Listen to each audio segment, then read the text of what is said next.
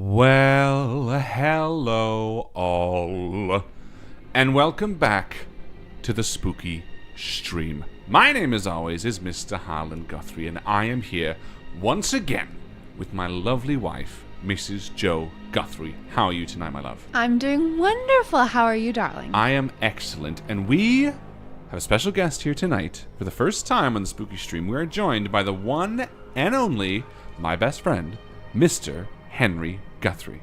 Hi. How are you doing tonight, Henry? Good. Yeah? Tonight, on the spooky stream, we are playing Chapter 3 of a little game called Poppy's Playtime. Poppy's Playtime. Why Chapter 3? Well, I think 2 years ago, 3 years ago, Joe and I played Chapter 1 maybe for half an hour, and we didn't really like it. But for some reason, in the young kid cultural zeitgeist, is that the right kind of terminology? We'll go with it. Yeah. Poppy has been, or Huggy Wuggy, I should say, has been like a childhood monster. Like, you guys play Huggy Wuggy at recess and stuff, right? Yes. Yeah. Yeah, like you like chase each other around and do all that kind of stuff. Why is Huggy Wuggy so popular at school? Because it's the most scary game. Because it was the most scary game. So, when Joe and I were debating whether or not to do a spooky stream tonight, I was looking through games, and I mentioned to Henry, who had seen, you watched YouTubers play the first Poppy's Playtime, right? Yeah, in the second one, I guess I saw the train crash at the end, and I saw a little bit of the third one, but... Wait, you saw the train crash at the end of the one before this? Yeah. So you're like right up to date in terms of the Poppy Playtime lore. Kind of, because I like did the first one, and I kind of like finished it. Finished watching it, you mean? Yeah, I finished watching it, and the second one... You watched like pieces of. Yeah. Now, so Henry's the expert. Henry, you are scared of Huggy Wuggy, or you were scared of Huggy Wuggy? Before, I had nightmares and I was scared of Huggy Wuggy, but then I said to myself, Huggy Wuggy's not real, monsters aren't real, you're okay, Henry, nothing's gonna eat you at night. And now you're feeling good about it? Yeah. All right, I'm so feeling let's do do this game. For those joining the spooky stream for the first time, welcome. Again, we haven't played Chapter 2 of this game. We jumped right to 3 because it's the newest one. I thought, what the heck? And I played like probably 3 minutes of it with Henry just to test to make sure if he wasn't too scared, so we're not a monster. But jumping into Chapter 3, who gives a shit? We'll figure it out. Deep sleep. It's going to be fun. But yeah, welcome. This is a comfy hangout. Get on the jouch, which is a jean couch. Grab some popcorn. Get some drinks. Popcorn. Drinks sounds normal with a J. Drinks. Drinks. Get some juddles, aka cuddles. For those of you for whom this is your first spooky stream, sound off in chat. I know as the technical difficulties were getting resolved, some people were saying that it was their first time.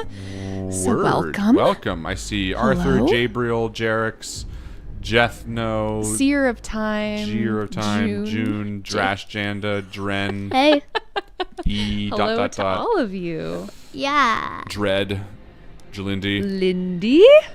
I'm on my bed watching this while fighting a food coma. I feel you. We had a pizza party tonight. So today we celebrated Mama's Day, which is That's me. Our version of Mother's Day. And we had the best time. Made breakfast ever. in bed. Henry woke so me up great. at 5:45 this morning, like wide awake. It was like whispering. I don't think any of us were awake. Like, come downstairs. And we made breakfast. Ooh, people are making waffles. I love this. Ooh. Yummy. So yeah, welcome and get comfortable. Get comfy. And chill out. Shall we? Jamie's new. Welcome, Julep. Jamie. Welcome, Jamie. My first time not just popping in for a sec. I think first time not just popping in. Mothy is new? Yeah. I don't think I saw Mothy. Jox is doing schoolwork. Don't do schoolwork. Thanks, Sweet Marie. Don't do homework. Sweet Marie says, Happy Mama's Day, Joe. Thanks. Aww.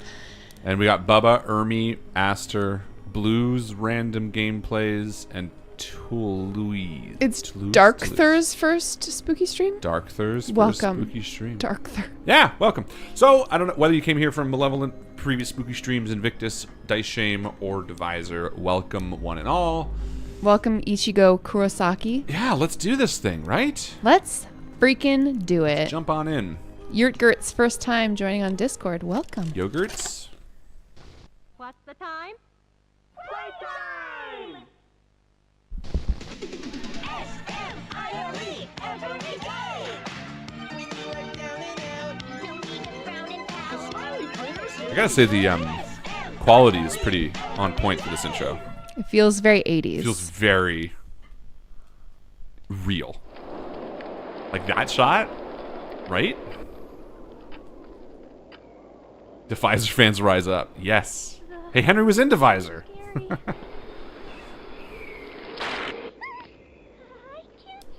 Hey, we'll be okay, guys. I promise. All winds blow away. Eventually.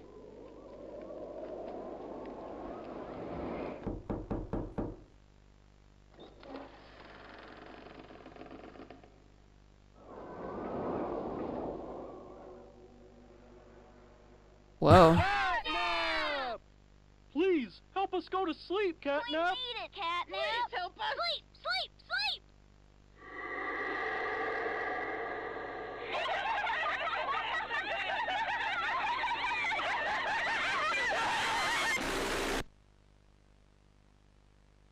Awesome. All right, that's scary. Everyone knows Huggy Wuggy and Poppy Playtime, but are your children safe from Playtime Co.'s latest toy? What you've seen here is Playtime Co.'s own Smiling Critters, a limited series cartoon meant to celebrate the release of the toys sharing its name.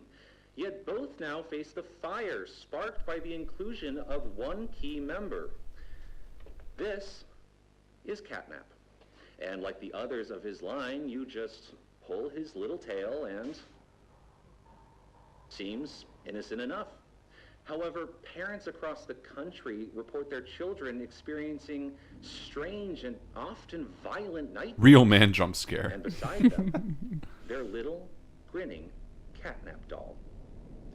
Now, with controversy growing, Playtime Co. has announced the recall of all CatNap toys from the Smiling Critters line. His image cleared from all promotional material.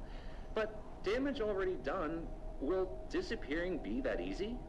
The exact cause of these incidents still unknown. Only one thing appears glaringly certain. Your children are not safe with CatNap. I have an idea about. Don't buy the toy for the kid. You have an idea about where the nightmares are coming from. I was just going to say that. Isn't it kind of obvious that, like, even in the commercial, it sprays the kid's face with right. something? Could be the weird chemical that the cat is spraying all over everyone. So Henry and I played a few seconds of or a few minutes of this, and I had to say, doesn't it already look so much better than the first one? Yeah, it does. Looks great.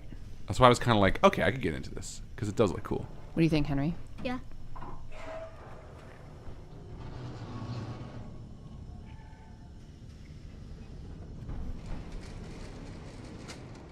That's CatNap. Wait, so the cat dropped us down, I guess? Yeah, I mean, so again, I don't know the lore. Also, we start off in like a Crusher. yeah, what's it called? Like a Army of Darkness / Star Wars Crusher. Yeah. So I've done this part, so I'm not going to pretend that I don't know, because where's the fun in that? Oh. But I can screw it up. Fuck. Jesus. Okay. We're just showing you guys how not to do it. Yeah, don't do it this way. Okay. Don't do what Daddy don't does. That's right. Although I did notice something. If I went this way, look, there's... Oh, that's just an alternate way up. I'm stupid. Never mind. Okay. So, yeah. Henry, fill us in on that Poppy's Playtime lore. So, basically, chapter 1, Huggy Wuggy. Just Huggy Wuggy and all the other friends. Who is Huggy Wuggy? Huggy Wuggy is a blue monster. Basically, it's the same story, just he's a blue big monster. Mm-hmm. And he tries to kill you? Yes. Okay. That's great. Everybody in all the Huggy Wuggy seasons tried to kill you. And then the second, and it also has Mommy Longlegs. What's that? Mommy Longlegs? Remember that the spider girl?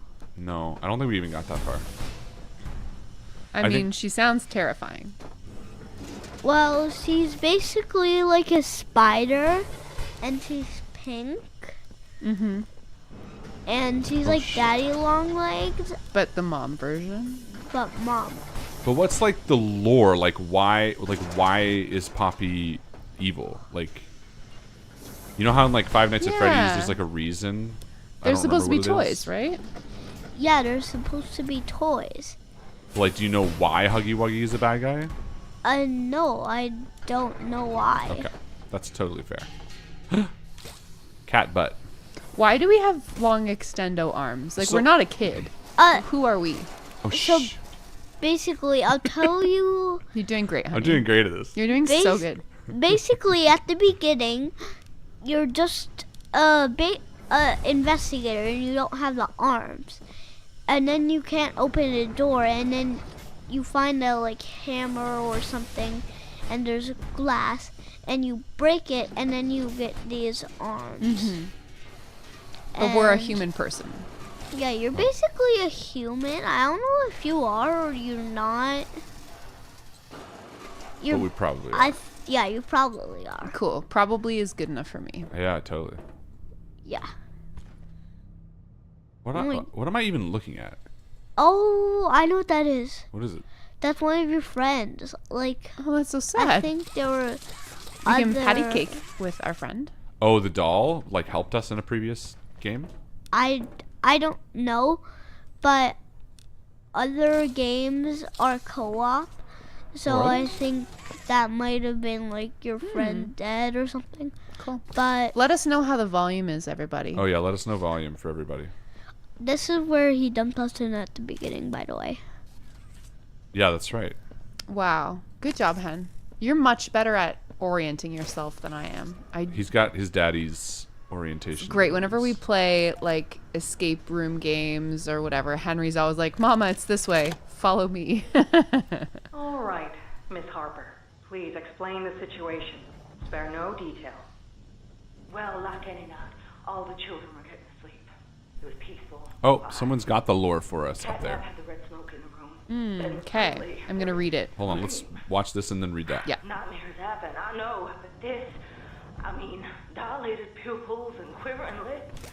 The way her eyes darted around the room, and I swear, her hand in mine, it felt like her blood was boiling beneath her skin. Wait, look on the floor. It's Huggy Wuggy. Something horrible, I'm sorry. The couch is also Huggy Wuggy. Do you Miss think Harper, Huggy Wuggy We'll died? provide the very best care. Probably, right? No, Have he's my back. word. But this How did we morning, Huggy Wuggy must be back. describe what she saw. Marie? Or CatNap could have eaten him? sprayed them with toxic acid and ate them. Oh, that's right, and then it's a catnap. Yeah. All right, read us that lore that who in the community wrote we that out ready? for us? Yeah, yeah. Okay, Lindy. Thank you for the lore, Lindy. Lindy says, we are a former ? Employee who is asked to check your former place of business to check on the disappearances of the employees at the toy factory you used to work at. The implication is that there was an experiment where people were fused into toys. Ah. There you go. Fuse toys. What does that mean? Like combined with. But how did it all go wrong? I don't know. That's the lore. Probably money and power. That always. It's always money and power. That's always. People think that they can, get lots of money if they do something wrong, or evil. Sometimes people Also just want to be evil. evil. Hey, can you hear me? You look kind of lost. I want you to die, so I'm gonna help you. Check this out. Look at the tube thing on the back wall. Ready? Boom! You can use that battery to open the door. What if I wanted to die? I don't trust this kid. This is exactly as far as Henry and I have gotten. Okay, so through this door is fresh. We saw this, Whoa. and then we stopped. Did you do that? I guess that's where CatNap found you. I know you're probably mad at Poppy for not letting you escape, but she needs you. We need you. Wait, so You Poppy's a are good our person? Mission. Together, we can save a lot of people, including you. Playcare is straight ahead. It's the home of CatNap, one of the smiling critters. There used to be 8 of them, I think. Now it's just him. Playcare is his church, his hunting ground, whatever he wants it to be. You better get moving quickly. We'll keep in touch. So who do you think this voice by is, the way, Henry? My name is Ali. Never Ollie. mind. Who do you think this name is, Henry? Someone named Ollie, maybe? Could be. Is it getting scary? Yeah, kind of. You getting spooked? So Yeah. Too spooked? No. someone named Volume Control says, "Hi, Henry. So fun to have you along." And Yurt Gert says, "It's Henry, guest star." And Ren says, "Henry being here is making me pay way more attention to the game than normal." Oh no. I mean, good, I guess. Do you want to say hi to everyone, Henry? Hi. So Henry is 7 years old, by the way. Yeah. Why don't you sit back a little bit, Sugar? With a little sister. Yeah. He has a little sister named Marie. No, And I'm not a little sister. I'm a big brother. that's true. Whoa, what is that? What? Changes direction of your hand, I guess. How bizarre. Aim the beam at the power input while touching the power source and fire. Yeah. Touch the power source with your one hand, Yeah. and then use your other hand to do Oh, that. I think you have to. Oh, I turn this. Hold on. How do I turn this? I think you should do it with the Can I turn other hand that it shows. Yeah. So the thing is, I need to turn this. Ow. Lots of people saying hello to you in the chat, Henry. Look, that one says hello. That. They're all saying hi. Hi. Bees says, "I was gonna go to sleep, but I thought I gotta be here if Henry's here." Aw. Wait, who? Someone called Bees, that person right there. Is Erica on this chat? She's not here right now, no, unfortunately. But some people know Erica. Yeah, Henry is really good friends with Erica. We played through all of Grounded, the 4 of us, Harlan, Henry, Erica, and I. All right. I feel stupid. How do I do this? So, look, there's arrows on it. Look. Yeah. So I think this turns, right? Aim the beam at the power input while touching the power source and fire. So I have to turn this beam, right? Sure. Because like if I turn this whole thing, then when I do this, It's gonna point it'll at the go right place. forward. But right? your whole thing says you have stretchy arms, right? You Yeah. can't. Why don't you try doing it from the other side? Doesn't work. Because if there was a handprint on the other side, it would go tut, tut, and it would Yeah. point at the beam. And I can grab this, and then it shows me where it lines up. So I do think this is meant to turn, but what am I missing? Oh, I what's hold that? E. Okay. I like So- that your arms get all wrapped up. It's pretty funny. Yeah. There we go. Okay. There we go. Queen says, "Thank you, Henry, for making this less scary for me. I get scared easily." Oh, you're helping people be less scared. It's okay. All right. Up here, I suppose. So that's Poppy. Right? Huggy. Sorry, Huggy. AKA Poopy. Wait, that's not the right joke. Never mind. I take it back. Good joke, If it Harlan. was Poppy, it would have been Poopy, and that was my plan, but I had no idea. Sit Okay. back just a little bit. So that's Poppy. Not Mummy Longlegs. Oh, that's the girl. Okay. It's so crucial that we have Henry here to Yeah. help us figure it all out. Chicken. Want to go outside and hang out? Yes. Yeah, I Very do. much. Can we leave?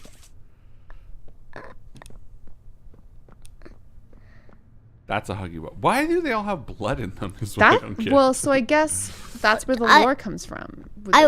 Can I tell you something? Always. Of course.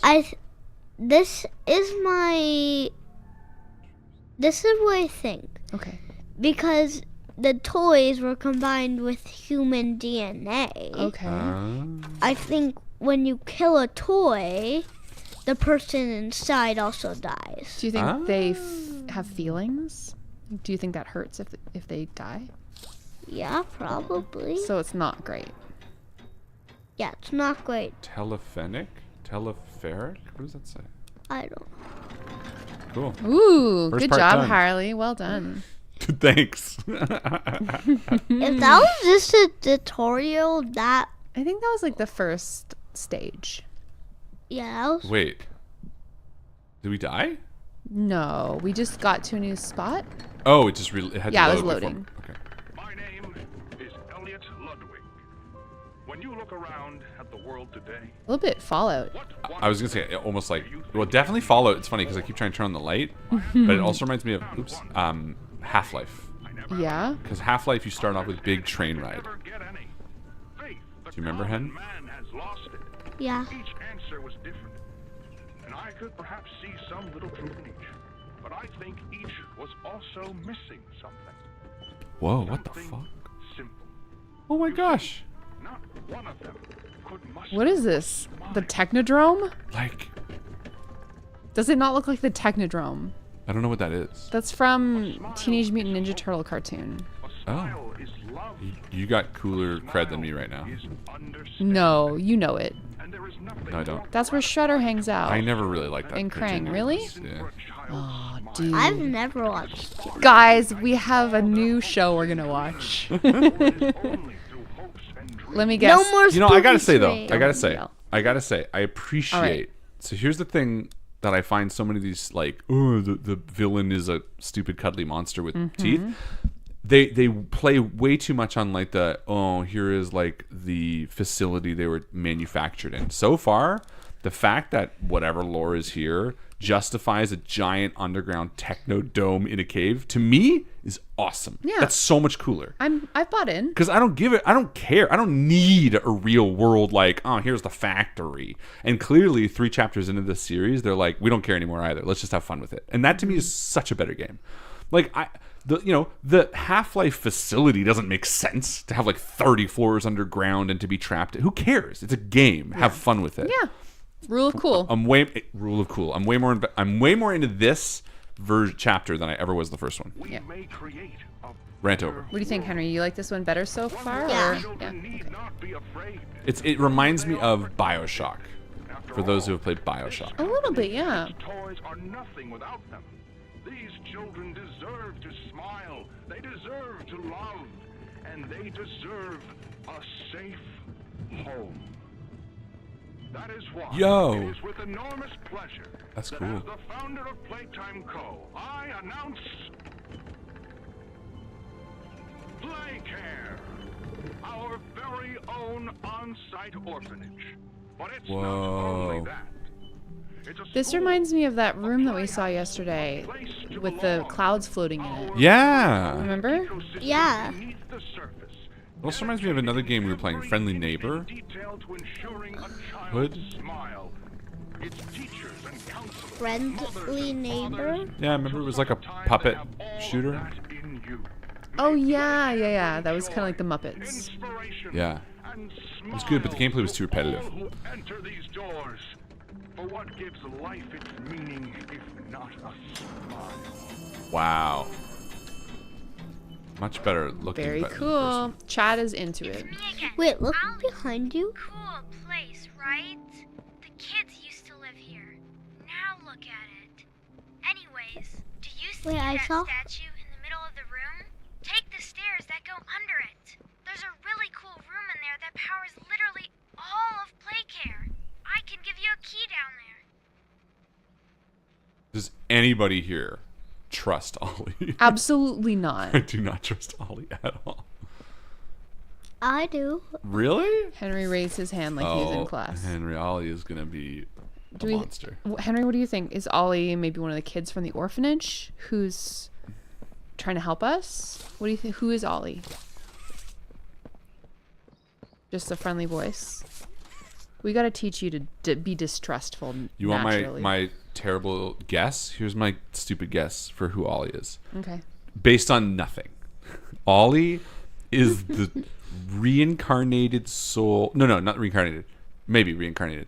Reincarnated soul of the original owner, Elliot whatever, put into a robot child so that he could live forever. Okay. I based that on literally nothing. Interesting idea. Henry, who do you think Ollie is? I think Ollie might be like a kid from, a girl from chapter 1. Ooh. Like a callback character from one of the other games? Yeah, but who didn't try and kill us. Okay. I like that. I remember there being like a little girl. I don't remember if her name was Ollie. Mm-hmm.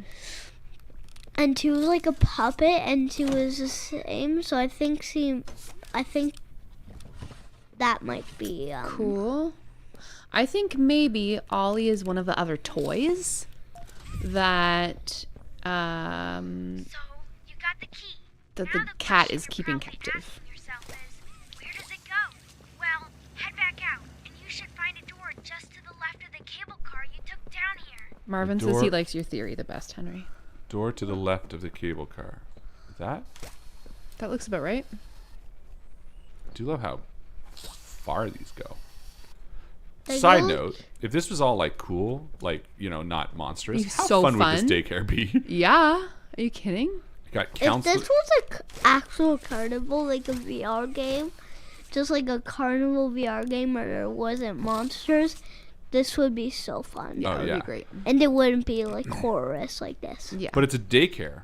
Like, daycare like we where would Marie drop would you go. and Marie off.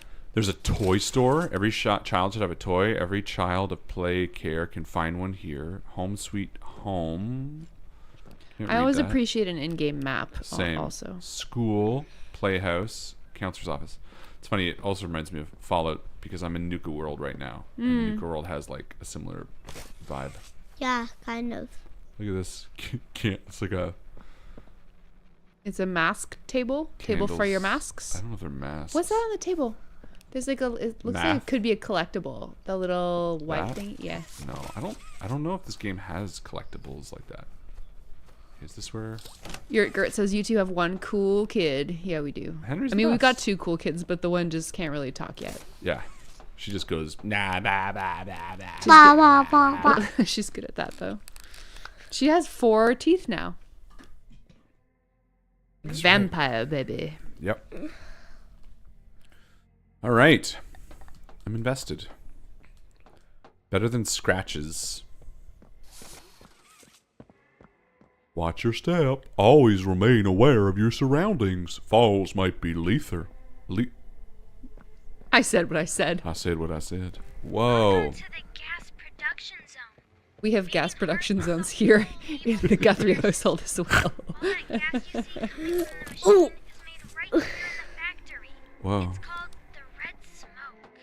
Right now, it's all headed off to the right. Queen wants you to call Jerry. That red smoke Jerry. left Oh my instead. god. Yeah. Oh, The machine will I bet you that red smoke. You don't have to get right up on the mic. There we go. I bet you that red smoke is a smoke that at the beginning CatNap used. Yeah. I think you're right, Henry. All right. Find a way to divert the gas. Do you know what divert means? No. Means like Change where it's going. Yeah. Yeah, so we want it to go left. Cool. Wait, how do you know that? Because he said it.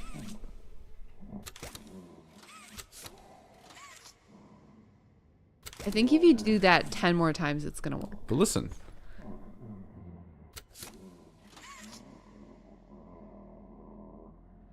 Sounds like a hungry tummy. Well, that's CatNap, isn't it? Yes. Maybe. Was CatNap purple? Yeah. I guess it's got a big C on him. But The listen, he's like, PTSD he's in like Harlan's talking voice at creepy. Jerry. He has a moon collar. Oh, is that a collar? Yeah. That's cool. Okay, I think this Well, is it's a basically battery. a I saw a necklace. green. Yeah. Lindy says, question for Henry. Were you talking about Kissy Missy? Who's Kissy Missy? Oh, Kissy Missy is a pink version of Huggy Wuggy. Uh-huh. Just instead of like she's pink. Okay, too. cool. Oh. And Huggy Wuggy is blue. And I think Kissy Missy is also tall. I love that. I love a tall woman. Yeah, me too. Yeah. But Hi, she's- Stuff and Such. But she's one of the monsters. Okay, so But- she's not great. But Ollie just said that Huggy Wuggy needs our help. So, like, I think this is kind of the way we watched that Five Nights at Freddy's movie, which... Did we hate or not mind? I can't remember now. Well, we hated very much due to the problematic writing styles. Not problematic in Yeah, like... problematic makes it sound What like... I mean to say is shit and crap writing. Yeah. But That's then- right. It started off good. Then you watched a review where it was like, oh, such a good movie. And you I were think like, I was watching "Oh." a review where people were basically saying if you thought like we thought, then you took it too seriously. And we were like, I guess. No, I expect basic continuity. Oh, new hand. Oh, Press 2 fun. or scroll to swap hands. are you comfy, honey? You need to Whoa, look. Oh yeah, that's a purple hand that you need. What does a purple hand do, though? Let's see. Let's watch. It's all techno. I love it. I bet we'll find out. We're in Tron now. Grab Pack 2 working prototype. Extended wire length. So it can go farther. Okay. J-Red's saying, Swapping hands is easy. Ollie said Poppy needs your help, not Huggy Wuggy. Oh, right. The prototype has air jets. Okay. To break long Oh. falls. Thank you, Blaze. Blaze says, I'm But going to watch say it where you one more land. time so hopefully you see it. There's a freaky scene after talking to the dog character that might not be good for a 7-year-old. Not all is ground to say. Okay, well, put it in spoilers what actually happens so Joe can read it. Yeah. And then we can decide. He's pretty good with horror, but, you know, we also don't want to be bad parents. So Agreed. definitely let me know. Thank you, Blaze. Just Also, please. side note, Henry, what do you think of the name Blaze 365? Cool. Yeah, Henry's all about the name Blaze. So, Henry's character names. Technoblade. yeah, when we went to Laser Quest, you named yourself Technoblaze? No, Technoblade. Technoblade. Technoblade, that's right. And also, it's laser tech. Sorry. That's what I said. You said Laser Quest. Same diff. It's the same. You. Would you rather play tag or play quest? It's true. Right? Oh no! Whoa. You almost fell in that jello. Yeah, but it's fun getting into Jello. It's not Jello. What is Yeah, it? exactly. It's a toxic red gas Yeah, night and that day CatNap difference. used to kill all his friends. That's gas? That looks like water. Oh yeah, you know what, Henry? I think it's a mix. I think it's like Yeah, it's like a mix. water I gas. think How do I get across this? There was thing? water and then there was Oh. a gas and it got mixed together. Oh, yeah, Jeff. Ah. We went to laser tag for Henry's birthday, and it was amazing. How do I? Switch to the purple hand. I think you press down and it might go. Yeah, but then I can get higher, but. Oh, you know what? Wait. Okay. No. Do you have to use E for something?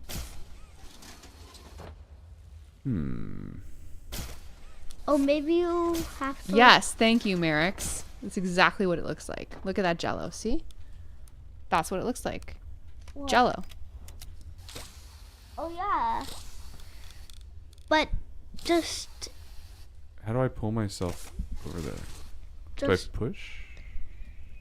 It must be one of the new abilities, right? Okay, hold on.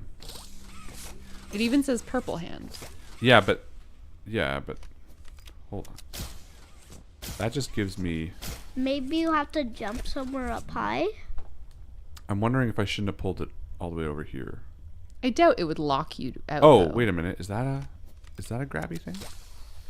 Ooh, Jimmy says planning on getting a malevolent tattoo. Ideas? I can't settle on one. Whoa. They asking me? I think they're asking chat, but I thought that was cool. I'm all about malevolent tattoos. Oh, yeah, that's not super fun, Blaze. Thank you for the warning. What is it? Let's see.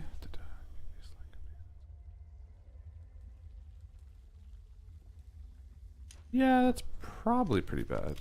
I guess it all depends on how it looks. And how long it takes to get there, because Henry's bedtime is, well, usually on a school night, he's already in bed by now. Yeah. But it's not school night. It's not a It's school Mama's night. Day, and I'm stuck on the first puzzle. It's okay. It's not the first puzzle. Okay. I need big brain power. Okay. So I can do this. Yeah. That's great. I can pull. You can't push. But I can't push. Maybe the other hand pushes? Let's try. Herc. No. Maybe you have to lift it up somehow. Well, so I was thinking. Like, Maybe if you have to hold it. I'm like pulling with the blue Wait, hand look right up now. for a second. This one also goes much farther, right? Oh, okay. Jocks says, jump onto the pipe on the wall. I don't think it's that kind of game. Worth a try, though. I'll And try it. if we die... That's how high we jump. Okay, not great. But if we die, maybe the puzzle will reset. Oh, that's a good idea. Let's do that. Let's just die. That's what we do when we're playing Human Fall Flat. It's true. When somebody completes. Ah. Okay, well that at least means that this You're is so fine, right. Troubleshooting, because they wouldn't lock. It wouldn't soft lock us. That's right. Okay. Okay. So now last time I pressed E and it did something else. Yeah, Lindy says try using your new toy. That's what I figured. So I can jump Oh, up. Dad, I think. So we can land Dad, on... I could have try an this. idea. Hold on. I have an idea, Dad. Oh, Lay it on me. is it die in the Jello? Because we did that. I did that already. What is it? So basically, Oh, thank you, Matthew. Matthew said, I love your work, Harlan. Thank you. Dad, Lay it on me, babe. What's up? see that pipe on the wall? Yes. You might be able to grab that hand and pull yourself to the other side. What if when we jump up, we land on that pipe that Henry's telling us about? Because it is nicely Okay. lit up. Ah! And now we can pull it. Yes, Yes, team. This is the Guthrie family thinking. See? We just needed And then we jump the down Guthries. there again. Yeah, and then I'll do this. Because I can make it Yes. this far. Hiya. Oh! Guys, Dun, dun, dun, dun, dun, dun, dun. Pew, pew, I'm pew. very proud of us. I'm so proud of us. Now what? Now we're done the game, I think. We What if finished I it. pull this over? Oh, you know what? This goes up, doesn't it? Oh, wait a minute. Hold on. Jump again. Hiya. Hiya. Guys, it's easy. This is easy sauce. This is easy sauce. Cool. The guy who died 1,000,000,000 times. Yeah. Only like 2 times. Okay, so that needs to All go right. to that, which it does. Where's the power source, though? Oh, it's behind this gate. Rude. Interesting. Roll. So rude. How do I get it? So rude. Interesting. Rudest. Okay, let's jump over for a second. You cough, you have to cough over there so that it doesn't hurt people's ears. We don't want to cough right in the mic. And then this goes... Oh, we definitely don't want it to go there. Oh, could do that. Yeah, try that, and then it could. Okay, but to what end? So we still have to figure out how to get into the thing. Thanks, Ari. What did I already say? Happy Mother's Day. Ah. Mom was Stuff there. and such Mama's Day. sad. Oh, wait a minute. Okay. Yeah, Henry's lucky. He gets to do Mother's Day twice this weekend. Once with us and then once with his birth mom tomorrow. Stuff and such says, is there a hole in the ceiling of the power gate? Maybe you can jump up on it. We're up on it right now, aren't we? I think there was a delay. Stuff and such solved it before. Ah. Okay, so this one goes to that. Look at our long hand. I love our long I think hand. probably is an easier way to do this though, right? To do it. Oops. We do it that way, and then do this one. There we go.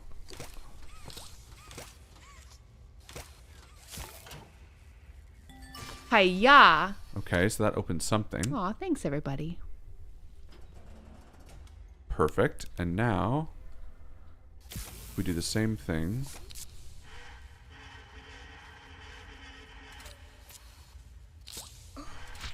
There we go. And that goes to there, goes to there. Yes, we got a little jingle this time. I'm it was like getting deep, it. deep, deep, deep. You did it. So Huzzah. satisfying. But the door's not open yet. Ah, it just was thinking. It was taking its time. It was taking its sweet little time. Sweet little time. Okay. No, so we got 2 of the power cords. We need more, so let's go this way. Okay, wait, we don't have power for that yet. Okay, we need a blue battery pack next.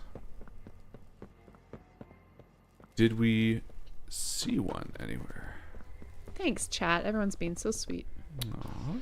Lots of well wishes. Uh-oh. Well, it looks like it. Oh. Uh-oh. Oh, wait a minute. Is this a hide game? Guys? Guys? Hello? I think it's a run game. A run game? We're getting a phone call. Yeah, I think it just answers automatically. Someone killed the power. Oh, okay, good. Okay, I sent you another key. It's under the statue. Use it to get into Home Sweet Home. Then once you're inside, find the building's backup generator. Good luck. Thanks, It's under Ollie. the statue, like back at the beginning? Maybe. I see a jump scare coming. You think we're gonna get chased? Maybe, but definitely a jump scare. Oh, maybe not. Jerry. What is with us in being locked into phone call characters? Yeah, fully. Definitely jump scare. Oh, yeah. Henry, you getting spooked now? Yeah. Yeah. I'm even getting a little. It's okay. You don't have to watch if you don't want to. And if you get really spooked, you can pull off your headphones. Yeah, cover too. those eyes, Hen.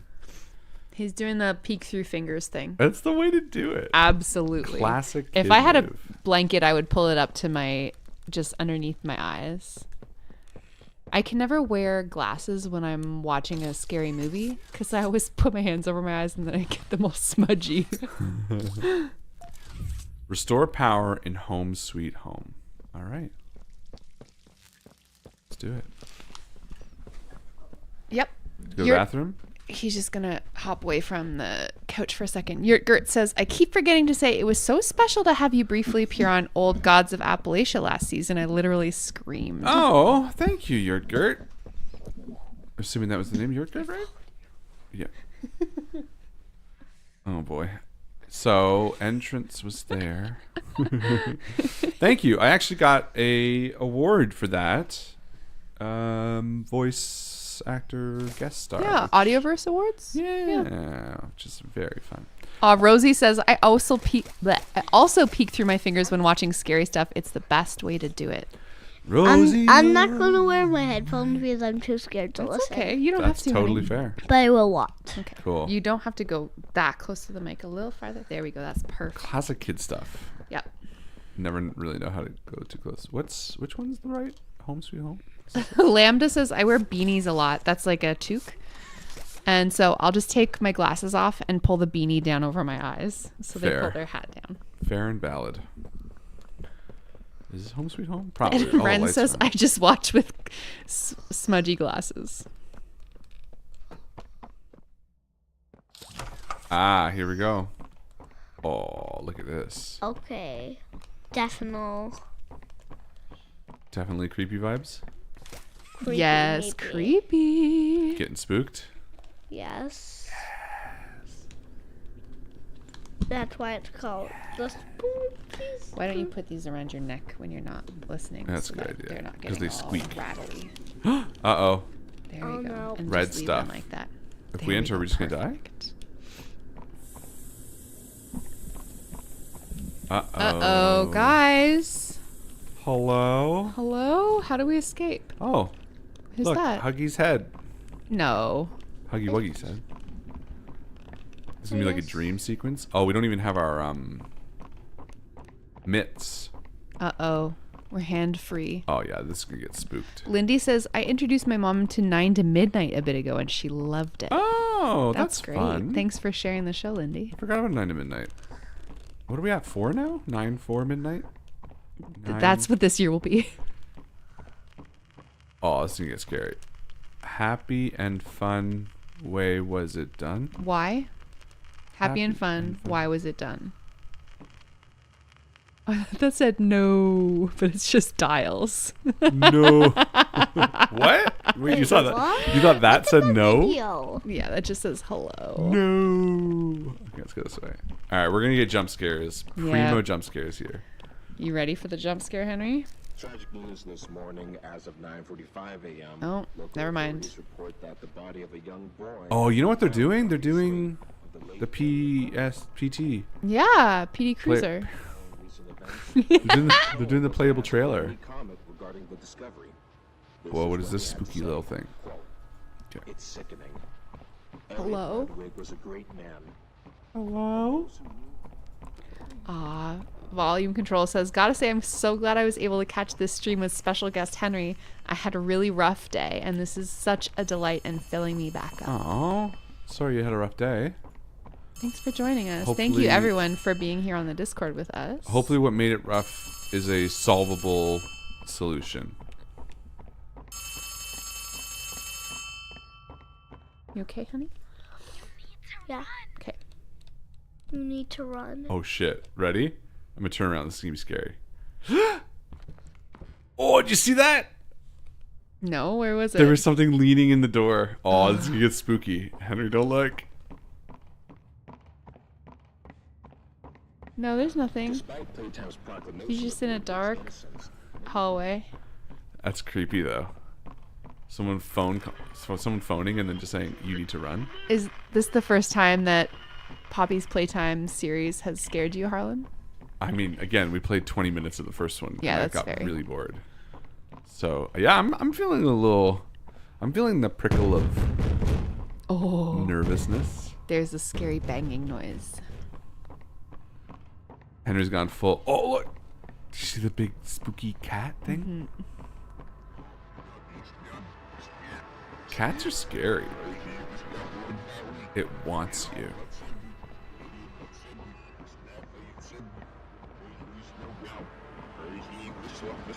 We're backwards? No. Well, the radio's playing backwards. That's a And good we're point. stuck in a loop.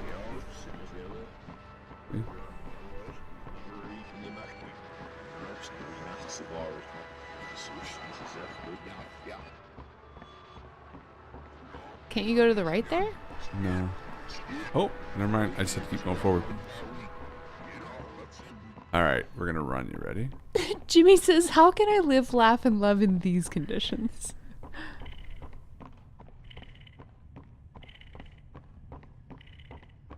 Henry, how you doing, sugar? Good You morning. okay? Guilt haunts you. It says. Guilt. Oh, because we were an employee. Watching Hen. No, You got the little peek. You got the tiny peek. right now, I can't. Let me tell you what's going on. They're in the hallway still. There? Well, us, whoever we are. Oh, and a giant cat walked by. I mean, I would say the thing about these games that doesn't scare me so much is the enemy. Because it's usually a True. giant stuffed animal. Which is like, you know, a giant stuffed animal. Not scary. Well, you can only put so many teeth into something that's cute and cuddly. No, you can put infinite teeth. Well, all I mean to say is then you got diminishing teeth returns. Ren says, you were an employee and now you're a clown toy? Too real. All right, we're in a different All right. room. Henry, do you want to take a look? Happy and fun. Why was it done? It says again. We are just in a random room like before. No, nothing's chasing us. We're not in a hallway anymore. Was that the scariest part? Greetings, employees, and welcome to your first day here in Playtime.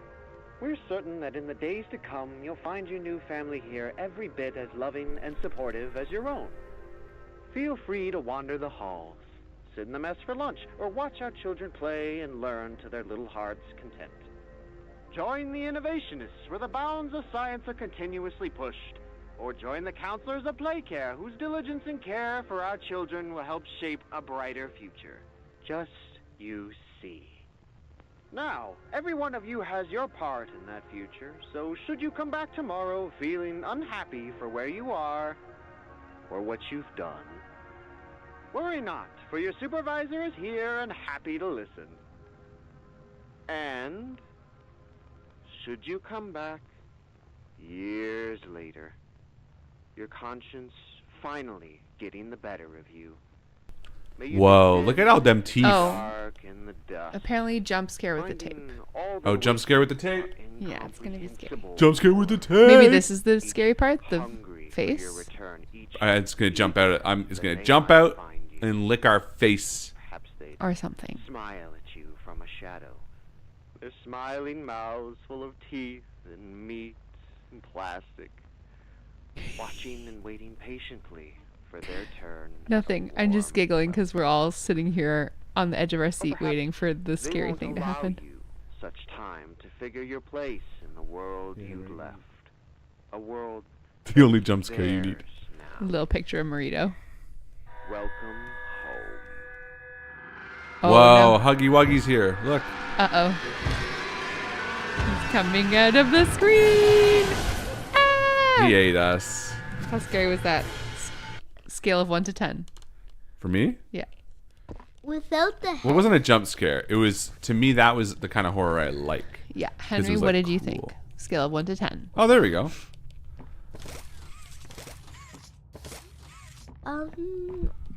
I would say without the headphones, not too scary. Good. So, if you guys are ever in a situation where you're too scared, just take off your headphones and you'll be fine. It's true. Or Yeah, that's what happened to me. I just got too scared and then Huggy Wuggy climbed out of the TV and I did. Oh, that's Mommy Longlegs. That's Mommy Longlegs. Perfect game for Mama's Day. And who's this? Jazzy Jazz?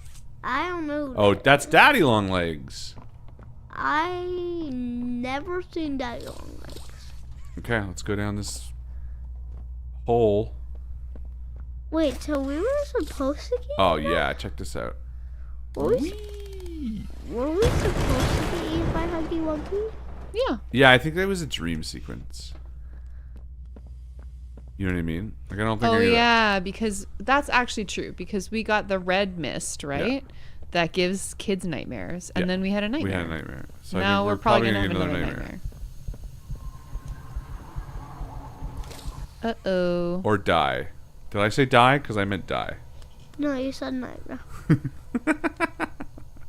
Don't go into the light. Okay, well now it's real. Yeah, that sequence was the scariest, but now that we're back into the regular rigmarole. Once I have, what's the word? Agency. Once I got my fun little squishy arms. Not scary anymore. Nothing scares me. Are you kidding? Oh, should I push these down? Maybe so I can get down there? Because I have to get back up, don't I? I don't know how involved. Oh, wait a minute. What if I get this mask? Ooh. Excellent. Unfortunately. You blocked the way. I think I blocked the way. Wait. Power glove to the max. Yeah, that's what did it. Okay, cool. So that's... How did So you press F to put on mask. How do I pull this thing? I did it last time. Back. Go back and let go. So pull backward. So just go backward. Let go. You have to have the other glove. No, I had this blue one. Oh, there we go. Wait.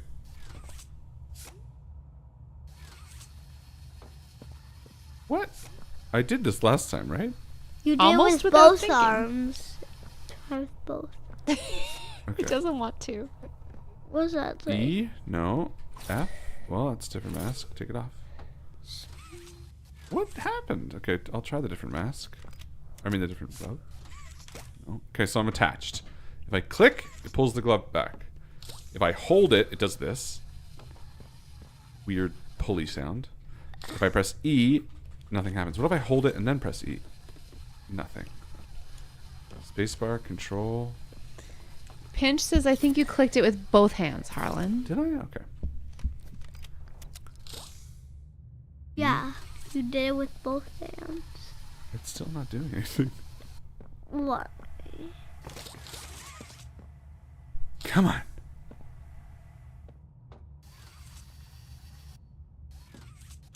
Yeah, he is holding it down. Am I stupid?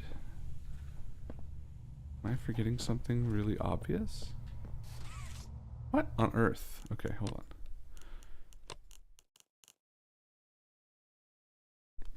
Fire right, interact E, change hands, rotate, enhance. Oh, Eclipsed Sky says, the boxes are gone. You don't need to move the car.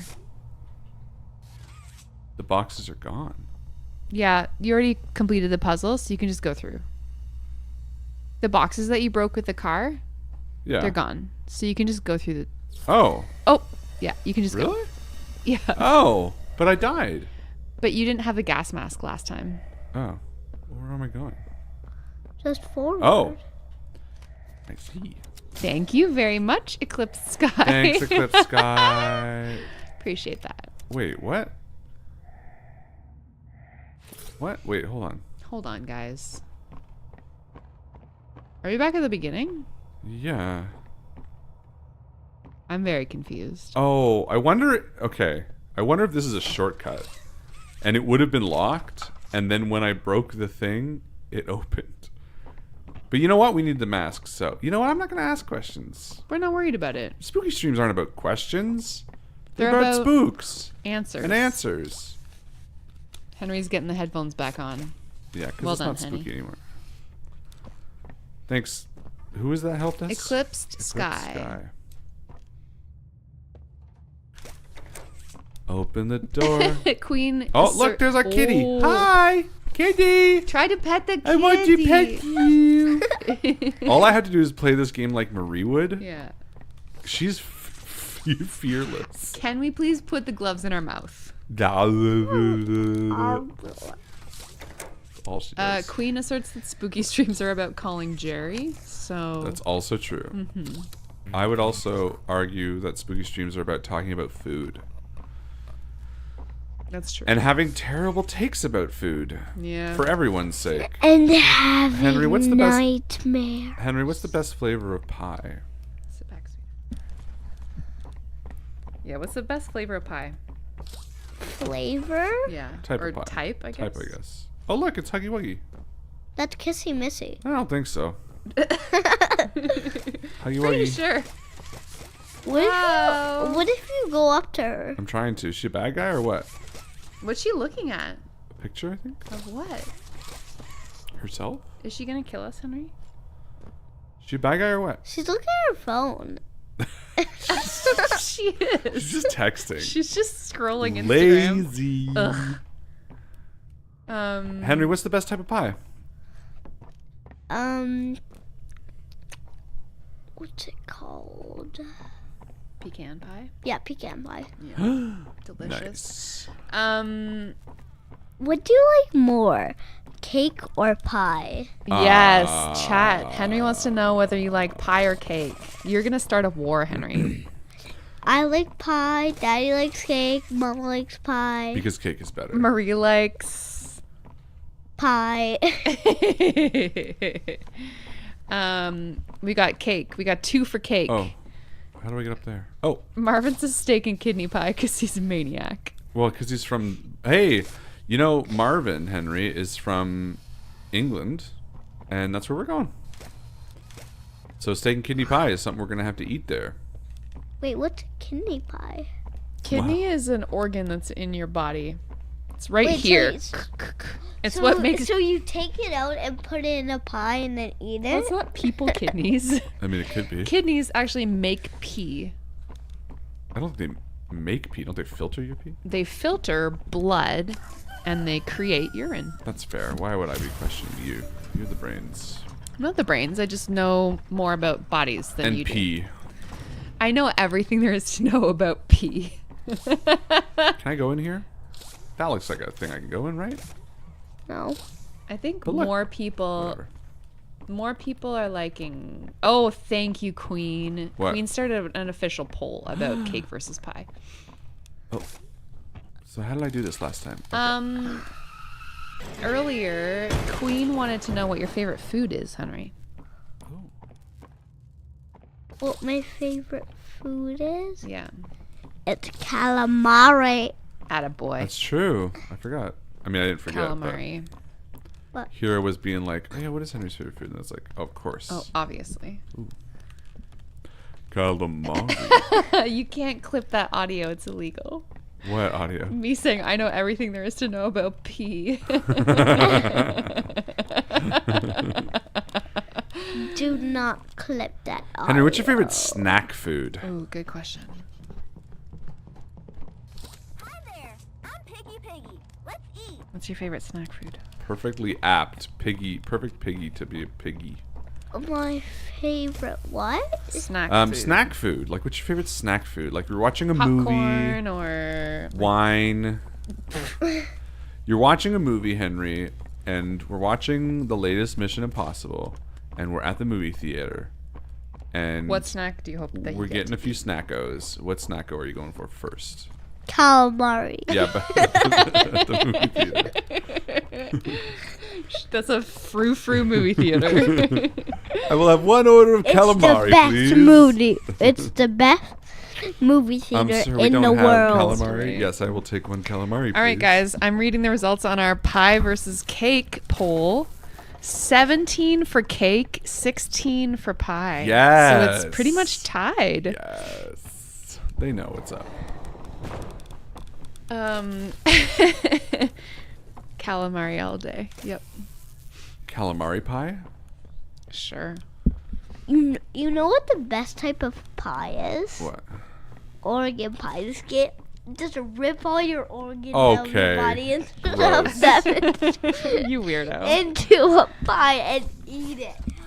Just eat it. Peppers kidney is pies. asking about my science credibilities. Oh, no. Wow. No, I think they're just like, hey, what do you do? Because they heard that I was a scientist. Oh. Right now I'm on maternity leave, but when I'm not, I work in a hospital as a blood transfusion Oh, shoot. science-y person. I'm a technologist by trade, not to be confused with a technician, but yeah, I do transfusion science. And Henry does Regular kid science. So cake won. Cake won by one vote. I'm when I looked. happy Yeah. to hear that. Because I think cake is better. I am a vampire. That's right. No pie one. Pie No, one. cake actually won. Pie. Revisionist history over here. We got history. Pie one. So, Henry, you still haven't answered your favorite snack. Yeah. What is it? Calamari. No, for a movie. For like a movie theater. We know that Daddy loves Gardettos and popcorn. Oh, I thought I could get it that way. Okay. Right? What's my favorite? I think this thing is going to scare us, by the way. You think that's going to jump up and scare us? Not if I do what I just did. Marimo says, let Henry tell us all about how blood science works. Do you know what I do at my job? It's okay to be wrong. You can just guess. Take all people's blood out so they... I don't know. No, that's pretty good. Friends forever. People go to a place and they donate their blood, so we take a little bit out of lots of people so that we have it in a bank. When people need blood, we give it to them. Yeah. Like if they're bleeding from a gunshot wound or if they're in surgery or something. And I make sure that everybody's safe when we do it. It's true. Oh. Oh. Ow. Ow. Snack mister. Ow. All I want to know is what kind of snack do you like? Back up off the mic, though. You don't have to put it in your mouth. There we go. Favorite movie snack? Calamari. Jesus Christ.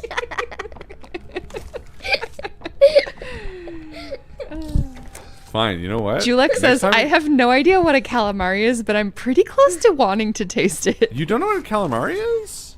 Oh, You tell them, Henry. do not know. Henry, tell them what you think a calamari is. What is calamari? Calamari is squid. Yeah. Just All right, cooked. fine. And with sauce on the side. And then you basically cut it up, and then you dip it in the sauce and eat it. It's delicious, right? It's delicious. Where's Well, your my- favorite place to get it from? Do you remember? In the world. The Keg? Yeah, that's where we get it most often, probably, but... Where's the best place you've ever had it? Where? Skittles. No. You just saw a picture of Skittles. Oh. Do you remember the name of the restaurant that we got it from in Rome?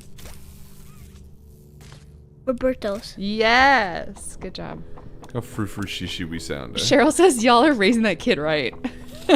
Don't worry. A lot of the time it's just Katie and hot dogs. Yeah. Like kids should be raised. Although, sometimes Henry is more into trying fun new stuff than he should be. Wait. Hello. There we go. I'll hold it close to you so it's the right distance. But my actual favorite snack food is Cheetos. Cheetos, thank you. Boy, Do you that took like a long The time. big ones or the little crunchy ones? Just kidding. Calamari. Shut up. You're such a turd. I'm just kidding. Cheetos. I But what like. kind of Cheetos? Yeah, are they like the puffy ones or the spicy ones? Wait, did he move? Ooh. Probably. Now you just remembered that we're watching a horror game. I'm trying to find a way to get... Instead of a laughter. Do these cuckoo stay? And Hold on. I'm getting all turned around here.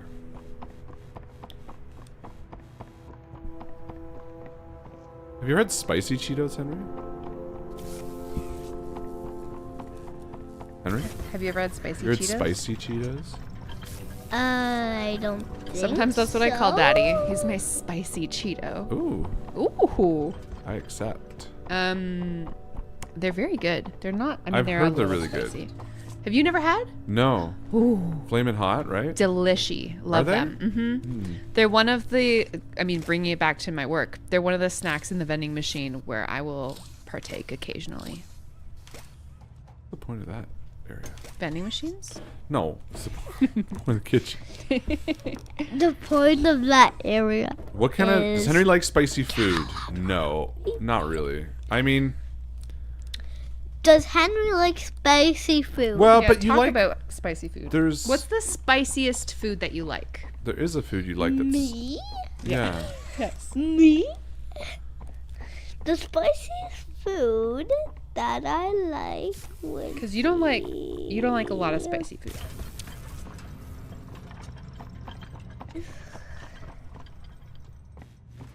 I don't know what I'm supposed to do. Do you put wasabi on sushi? What's wasabi? There's your answer. It's that green stuff that's super spicy. No. Have you ever tried I have, and I'm like, it? Yes. I need like 2 jugs of water at my mom's house for that. Well, I we think won't he give you that likes... then. I think you like those pepperonis. Oh yeah, you like Hot spicy pepperonis. Pepperonis. Yeah. That's the spicy thing I've had. That's, I think, the spiciest thing he eats. There we go. Ugh. Oh, that was spooky. That was a cheap jump scare. Who is that? The purple one, do you know? That's Huggy Wuggy's voice? Wait. 2 hugs a day is better in every way. Yeah, that's Huggy Wuggy's voice. Hugging forever. That's not Hugs scary. non-stop. Yeah, I know. Do the states have like any fun Cheeto flavors that we wouldn't have up in Canada? That's a great question. This was like my reasoning for asking Henry is that Or do they we have... have like an international community here, and maybe some of them have like Cheetos in their country that are like... Or you know. calamari that's Jesus, different. drop the fucking calamari. It's nothing about calamari. Oh, right, we got this. All right. But you know what I mean? Like, I don't know, Cheetos, Like gravy flavored. gravy Cheeto. I don't know. I'm trying to figure out what the height of American Henry snack loves cuisine. gravy, so I mean, gravy's delicious. I actually don't know if you like gravy. You don't really like gravy, do you? The thing that delicious is calamari. Jesus. All right. I'm putting Whatever. kibosh on the calamari. Yeah. April added squid to her username. You can see them right there. Oh no.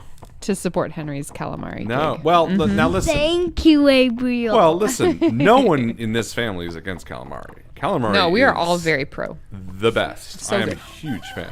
I don't like it with sauce. I mean, I do, but I prefer it with a squeeze of lemon and You then didn't salt like it. on top. Oh yeah. So good. So to me, the proper way to have calamari is absolutely the squeezed Whoa. lemon on top. Ren is showing us a picture of calamari flavored potato chips. I think we've had those actually.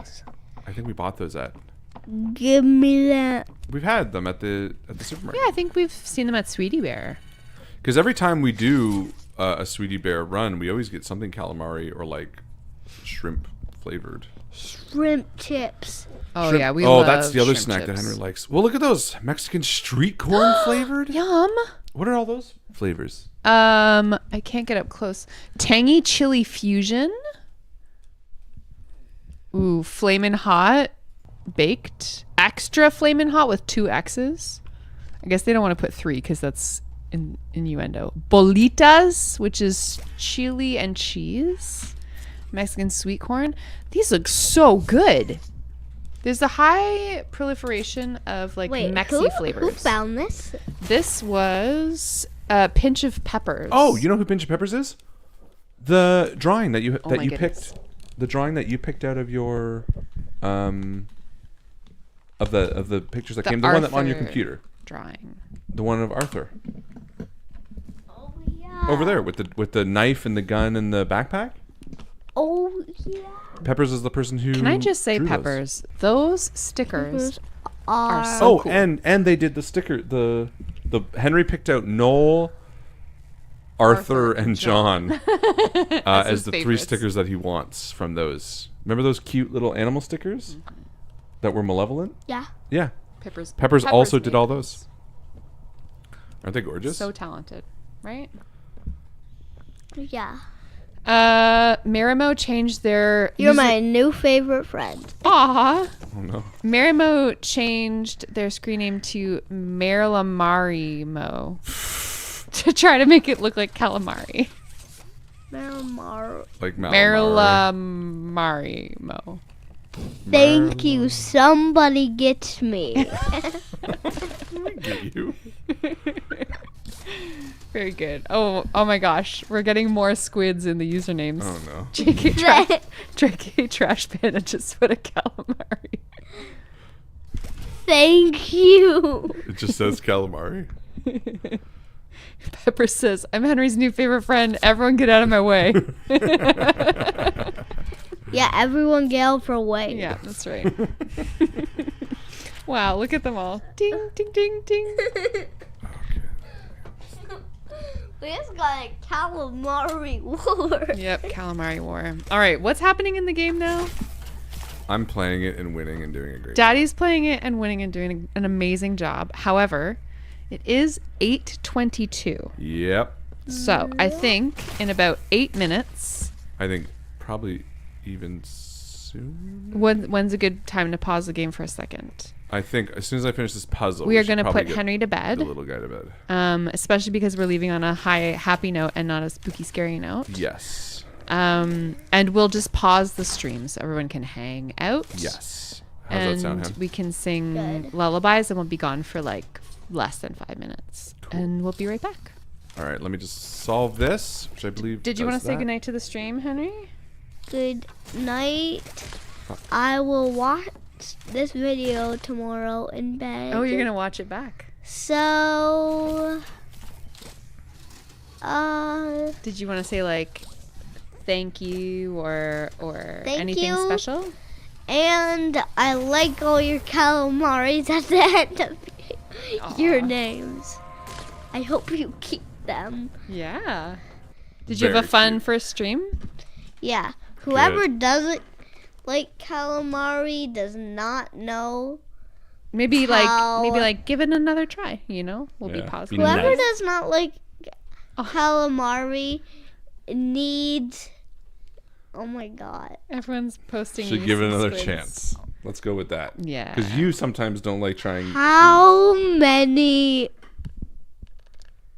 squids are there going to be on this Invictus stream? That's all for you, babe. All right, why don't you say goodnight? We're going to be right back. I'm going to put on the pause screen. We'll be right back. Sit tight. And yeah. Thanks so much. We'll be right back. Good night. And say it. You said one more thing. That's not one more thing. Say it. Hurry up. Thank you for all the squid emojis. All right. I hope you keep them. Good. We'll be right back.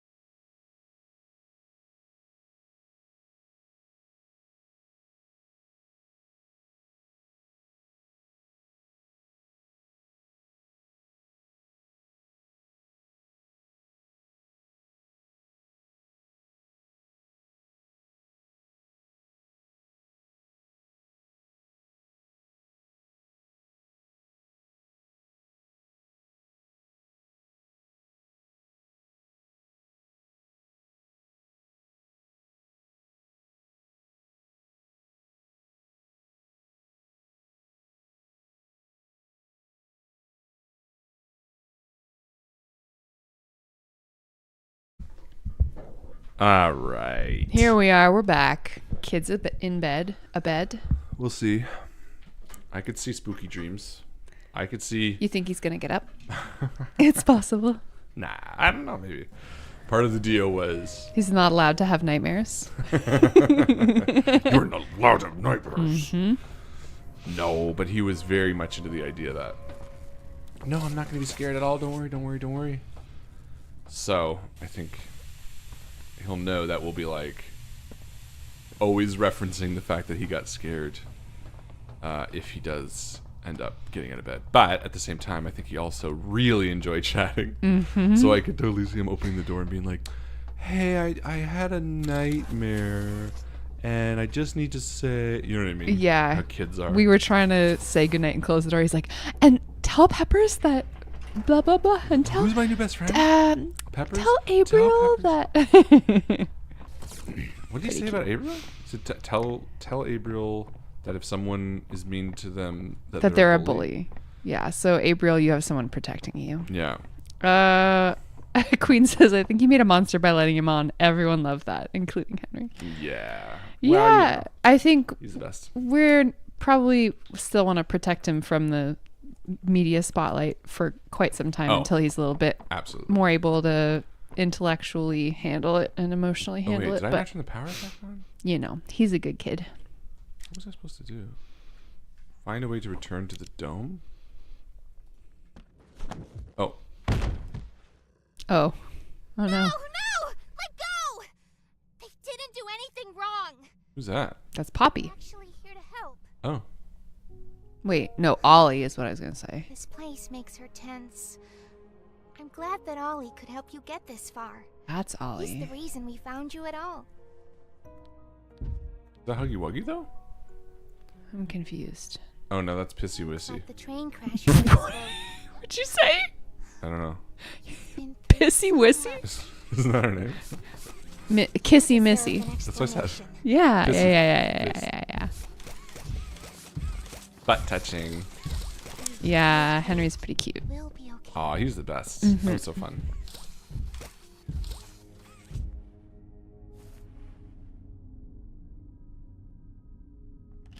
Picture of a poppy. That makes sense. Lore. Power back on? Oh no.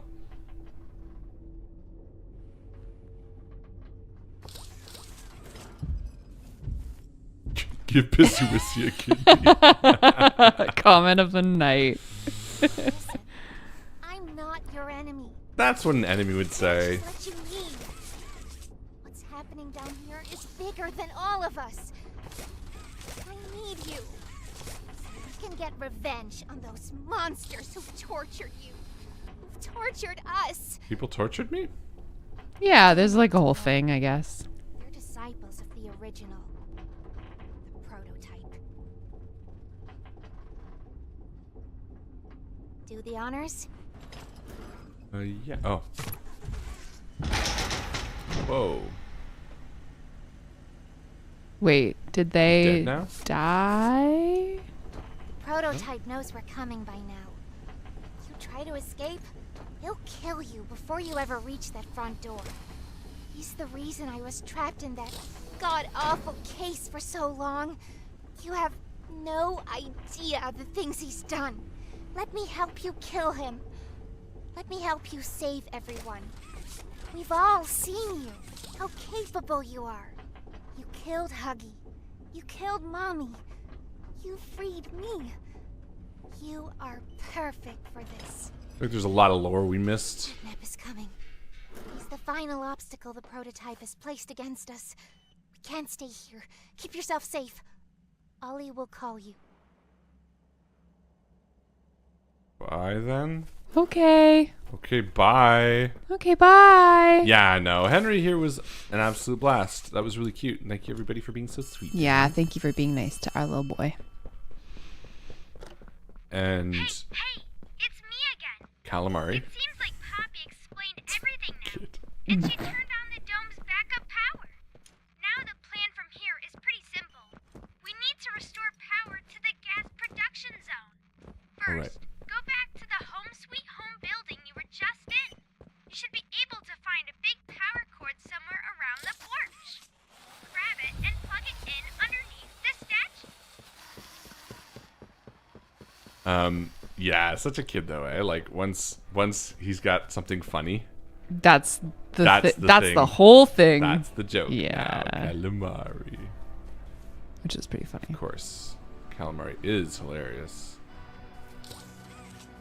But no, it was very nice. It's always nice to see when the community is sweet. Of course they are. Where do I plug There this are thing? people.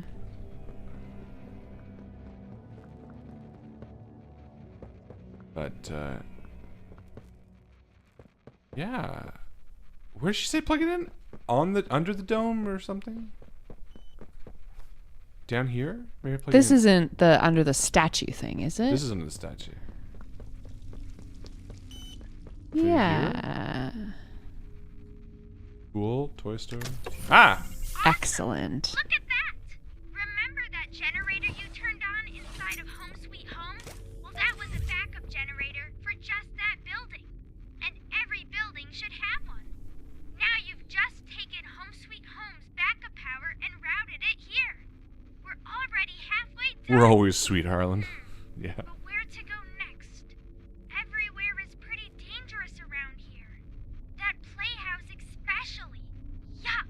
Especially. I heard that too. Your best bet is probably the school. CatNap usually leaves that place alone. Sending you the key now. I think I already got it. School? Right? Yeah. Cool. Yeah. Honestly, we're really what's the non-religious blessed? Thankful? Whatever. Henry's amazing. He's super cool. He's always been down to have some fun.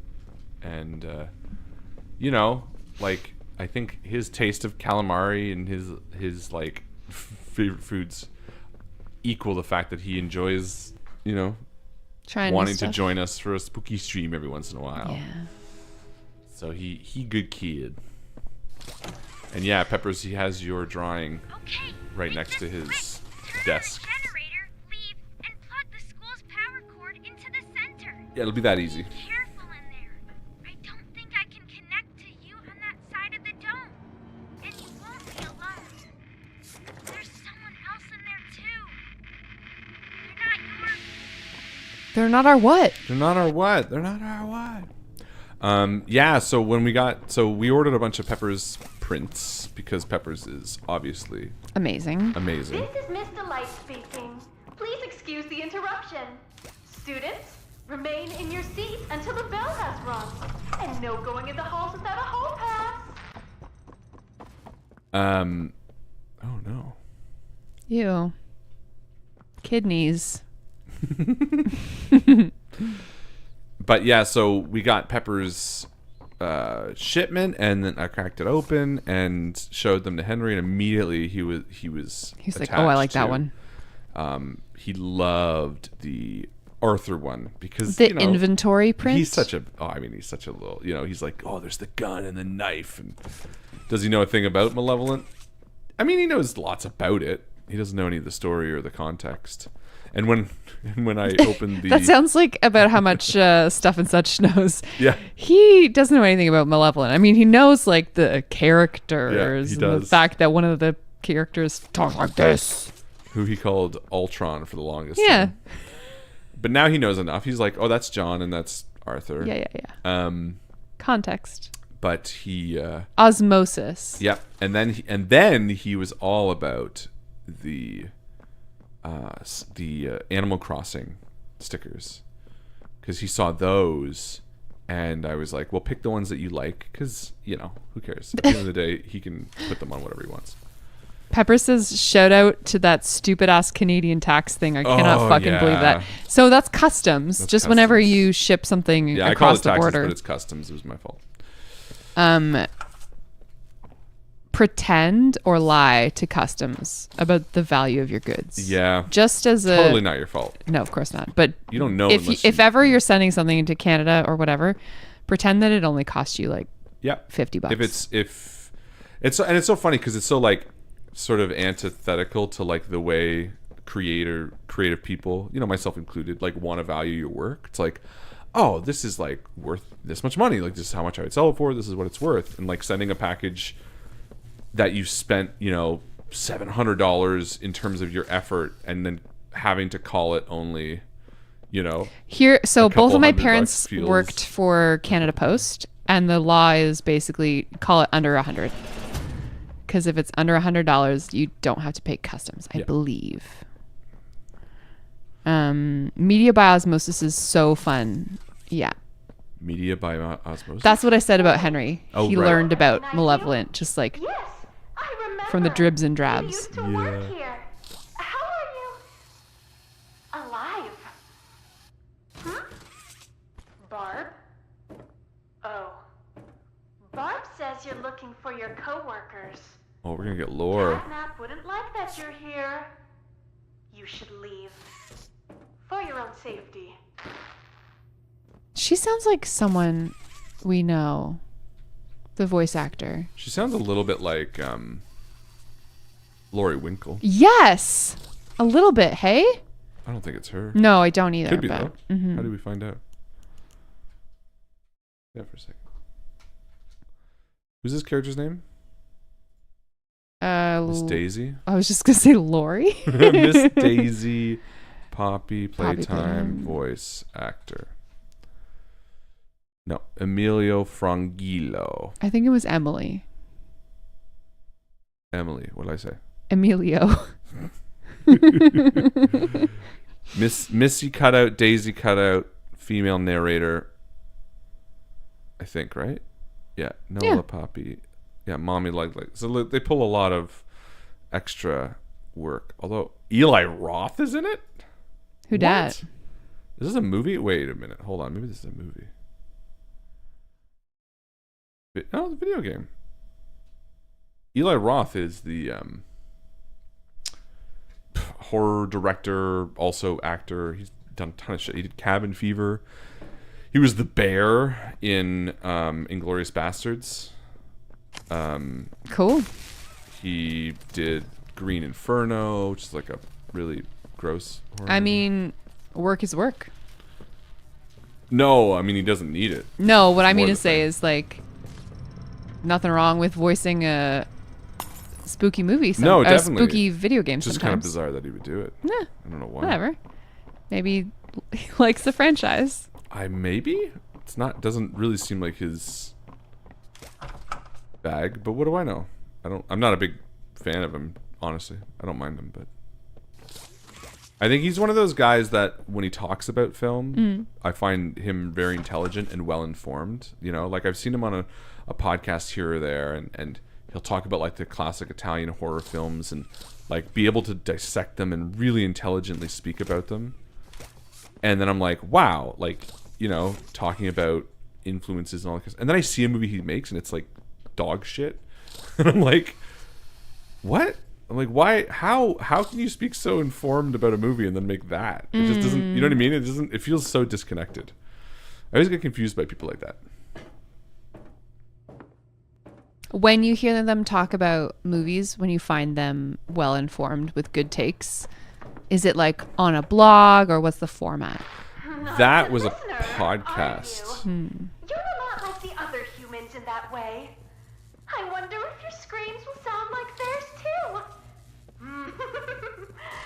I look forward to finding out. And it wasn't even a podcast. I think I accidentally stumbled upon it. I was gonna say podcasts not like you. I mean, honestly, every once in a while, I'll dive into if I'm interested in the person. Oh, so it's kind of like you dabble. I definitely, like, for instance, mainly video podcasts. Hello, students. Find my sisters and I to learn facts across a variety of subjects. Like, I've watched. How do I? Can I just get you there? No. Henry says, Queen says, does Henry like to read at all? Oh, he loves reading. My favorite book is a children's book, and I was considering sending a copy, although I think it's too old for him right now. I think you might find it fun, Joe, at some point. Absolutely. Well, that's fun, actually, because Liz also sent a children's book. Yeah. Uh-oh. No. Oh, run. New objective. That's good. Oh! Wow. That was scary. Okay. Whoa. Burn this place to the ground. I'll try my best. Get up. Harlan not listening to podcasts is so funny. Oh yeah, so no, every once in a while I'm like playing a mindless game like Minecraft or something like that, I'll put on, especially if I'm interested. Is this the same?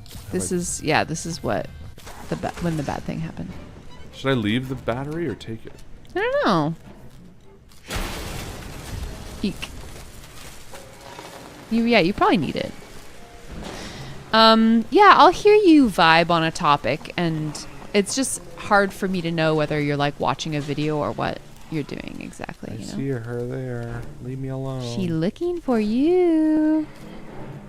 How do I get? Oh, sorry for the jump scare, everyone. Oh, she's a move when you look. That's cool. Yeah, you need her to get out of the way. I really like that she actually moves. You know what I mean? Yeah, that's like fun. You can see. Where's the battery go? Right there.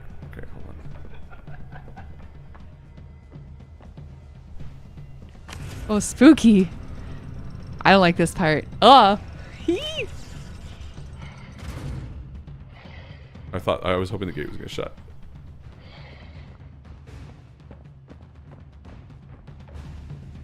Hey there. We're going to have to do a lot of this backwards, which is annoying.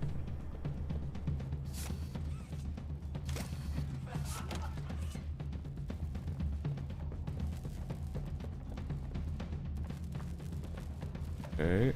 Anyone see? Oh, it's in there.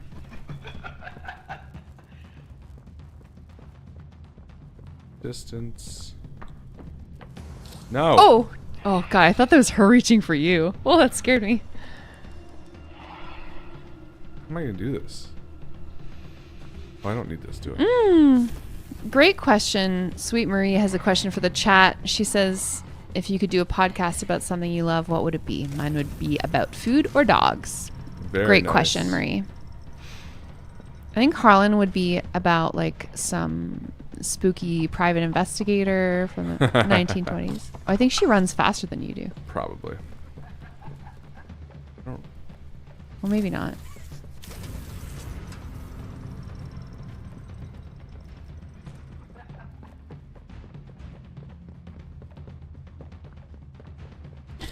Blaze says a full breakdown of every Barbie movie. Just because. Why? I mean, everyone needs it. Shit. It's basically a... Oh!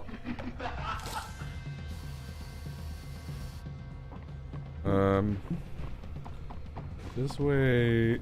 You stay there, lady. I would probably do a movie podcast. Yeah? Yeah, I love movies. That'd be cool. What was I saying though? I was talking about how sometimes I watch. Why'd she go that way? Look, she's going the other way. I don't know. Maybe she couldn't get around the box. I don't really know where I'm going right now. Me neither. It's very stressful. It is. No. Yeah, that's why she Stupid went box. around. Hold on.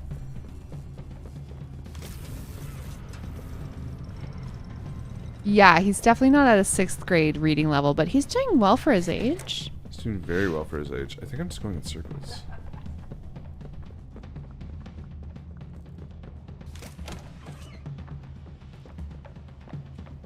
Oh. It just says run. What do I do? Help? Fuck you. Stay away. But yeah, I I sometimes watch. I've been watching a lot of, what's his name? David Cross? Tobias? I think David Cross. Is that his name? The comedian? I couldn't tell you. Yeah, David Cross. But I It just sounds can weird see him for in some my reason. mind's eye. Yeah. Because sometimes he'll have people on his podcast, and it's not really like, can I shut this? No.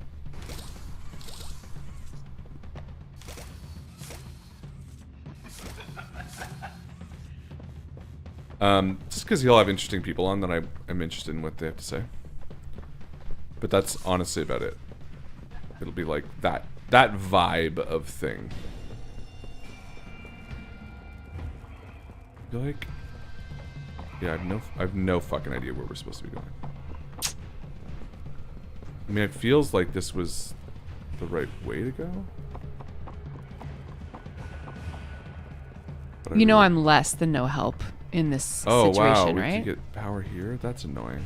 Oof. Which way is she coming from now? Oh, there she is. I can stay there, though? Yeah, David Cross. Good night, Ari. Thank you for joining us. Good night, Ari.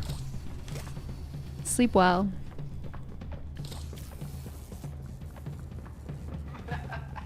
Manderpants says that monster lady thing's giving me anxiety and I'm not even playing. Yeah, it's a scary mechanic. Hold on. The charge dies. But that's good because then maybe the door will shut. With her on the other side when the charge dies. Need a lot of batteries here. Oh my god, so many fucking batteries.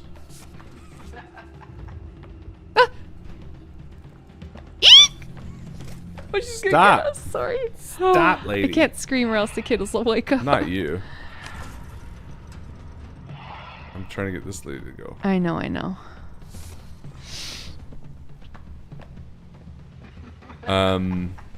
Yeah. I would do a movie podcast because I do like movies, and honestly having a reason to talk about them more would be a lot of fun. I was on one, it was like Canadian cinema podcast or something. I don't remember what it was called. Oh yeah. Fuck. I thoroughly enjoyed it. Can I grab her? I have stretchy legs for a reason.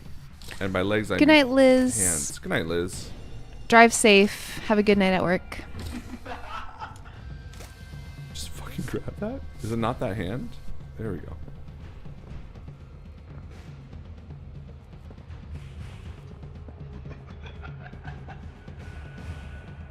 Okay, hold on. How am I gonna do this?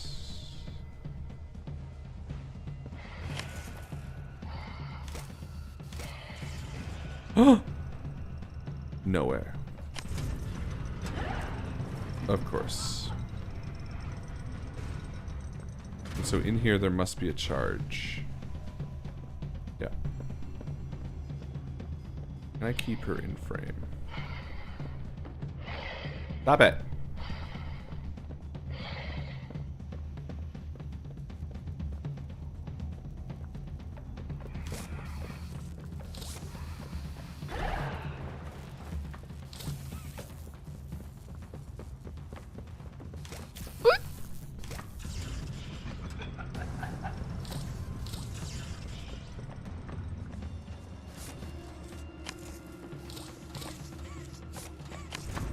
Be a bitch, lady.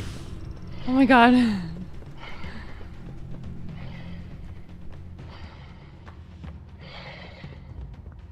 Whew.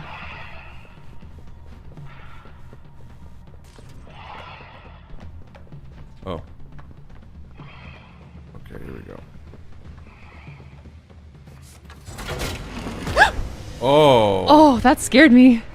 Oh, good job, Harlan. Wow. There's a lot of pressure. Oh, I'm so glad. I really did not want to have to redo that. Joe, unclench your jaw and relax your shoulders. Thank you. I will do that. All right. Break.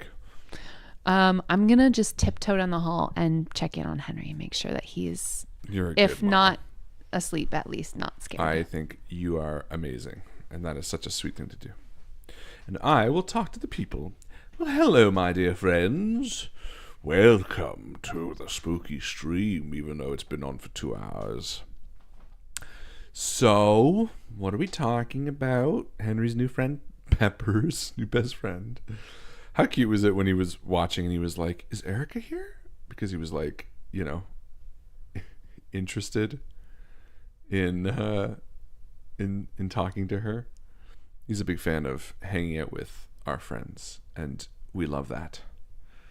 Because he's very sweet. And I'm guessing he's sound asleep. Yes, Joe just came back in nodding. Hello.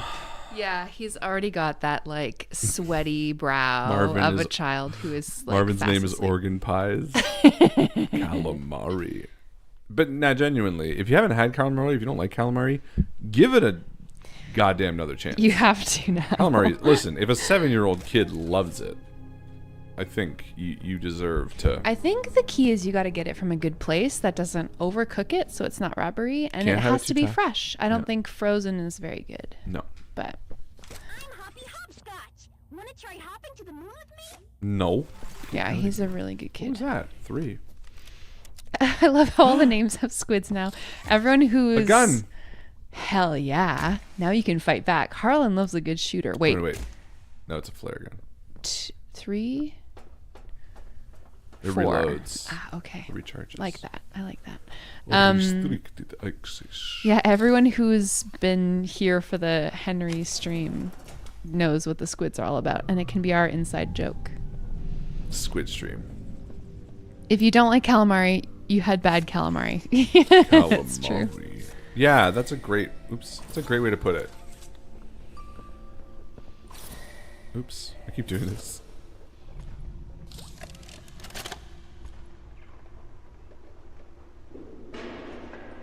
Maria, I feel like you have access to a lot of good seafood, probably, right? Oh yeah, you're in Louisiana, right? Mm-hmm. Let's just get this ship and drop it. Pepper says, I despise seafood, but I vibe with you all. Despise seafood? Wow. I don't know. seafood's Harsh, pretty but harsh. you know what? I'll take a good vibe over a good seafood. That's true. And at the end of the day, good vibes are what we really want. True, true. Oh my gosh, That was close. I know. I should have been running. You should have been. Where do I go here? How do we get up? Oh, I think I go down further. Oh. You go down to get up. You gotta get down, can you me now? I don't eat seafood either, but I support Henry's support of calamari. Why don't either of you eat seafood? I wonder if Abriel has an allergy. I know Abriel has a lot of food allergies. Oh, really? Oh, yeah, lots. I didn't know that. Yeah, I think legumes, especially soybeans and peanuts, are the Wow. most prolific. Wow. And then some other ones too. Am I right, Abe? Oops. Look at Joe knowing people. I try my best. I don't know nothing. Especially our like mods and cultists. It's totally fair and smart. Abriel's body's trying its best. Aw. Actually, I was thinking about you, Abriel, because someone that I follow on Instagram was talking about their autoimmune diagnosis. I think it was an autoimmune disorder. And they were talking about their symptoms. And I was like, oh man, that sounds a lot like Abriel. And I don't want to dox you and your health conditions, but I do remember you talking a lot publicly on the Discord about your migraines. Maybe it's And also your autoimmune related. hyperflexibility. So all of those things being related. Hyperflexibility? Actually, in the health and fitness chat, a lot of people were going like, I'm not going to do the stretching exercises y'all are doing because I don't need to. Because look at this. And then posting their crazy flexibility stuff. Cool. Yeah.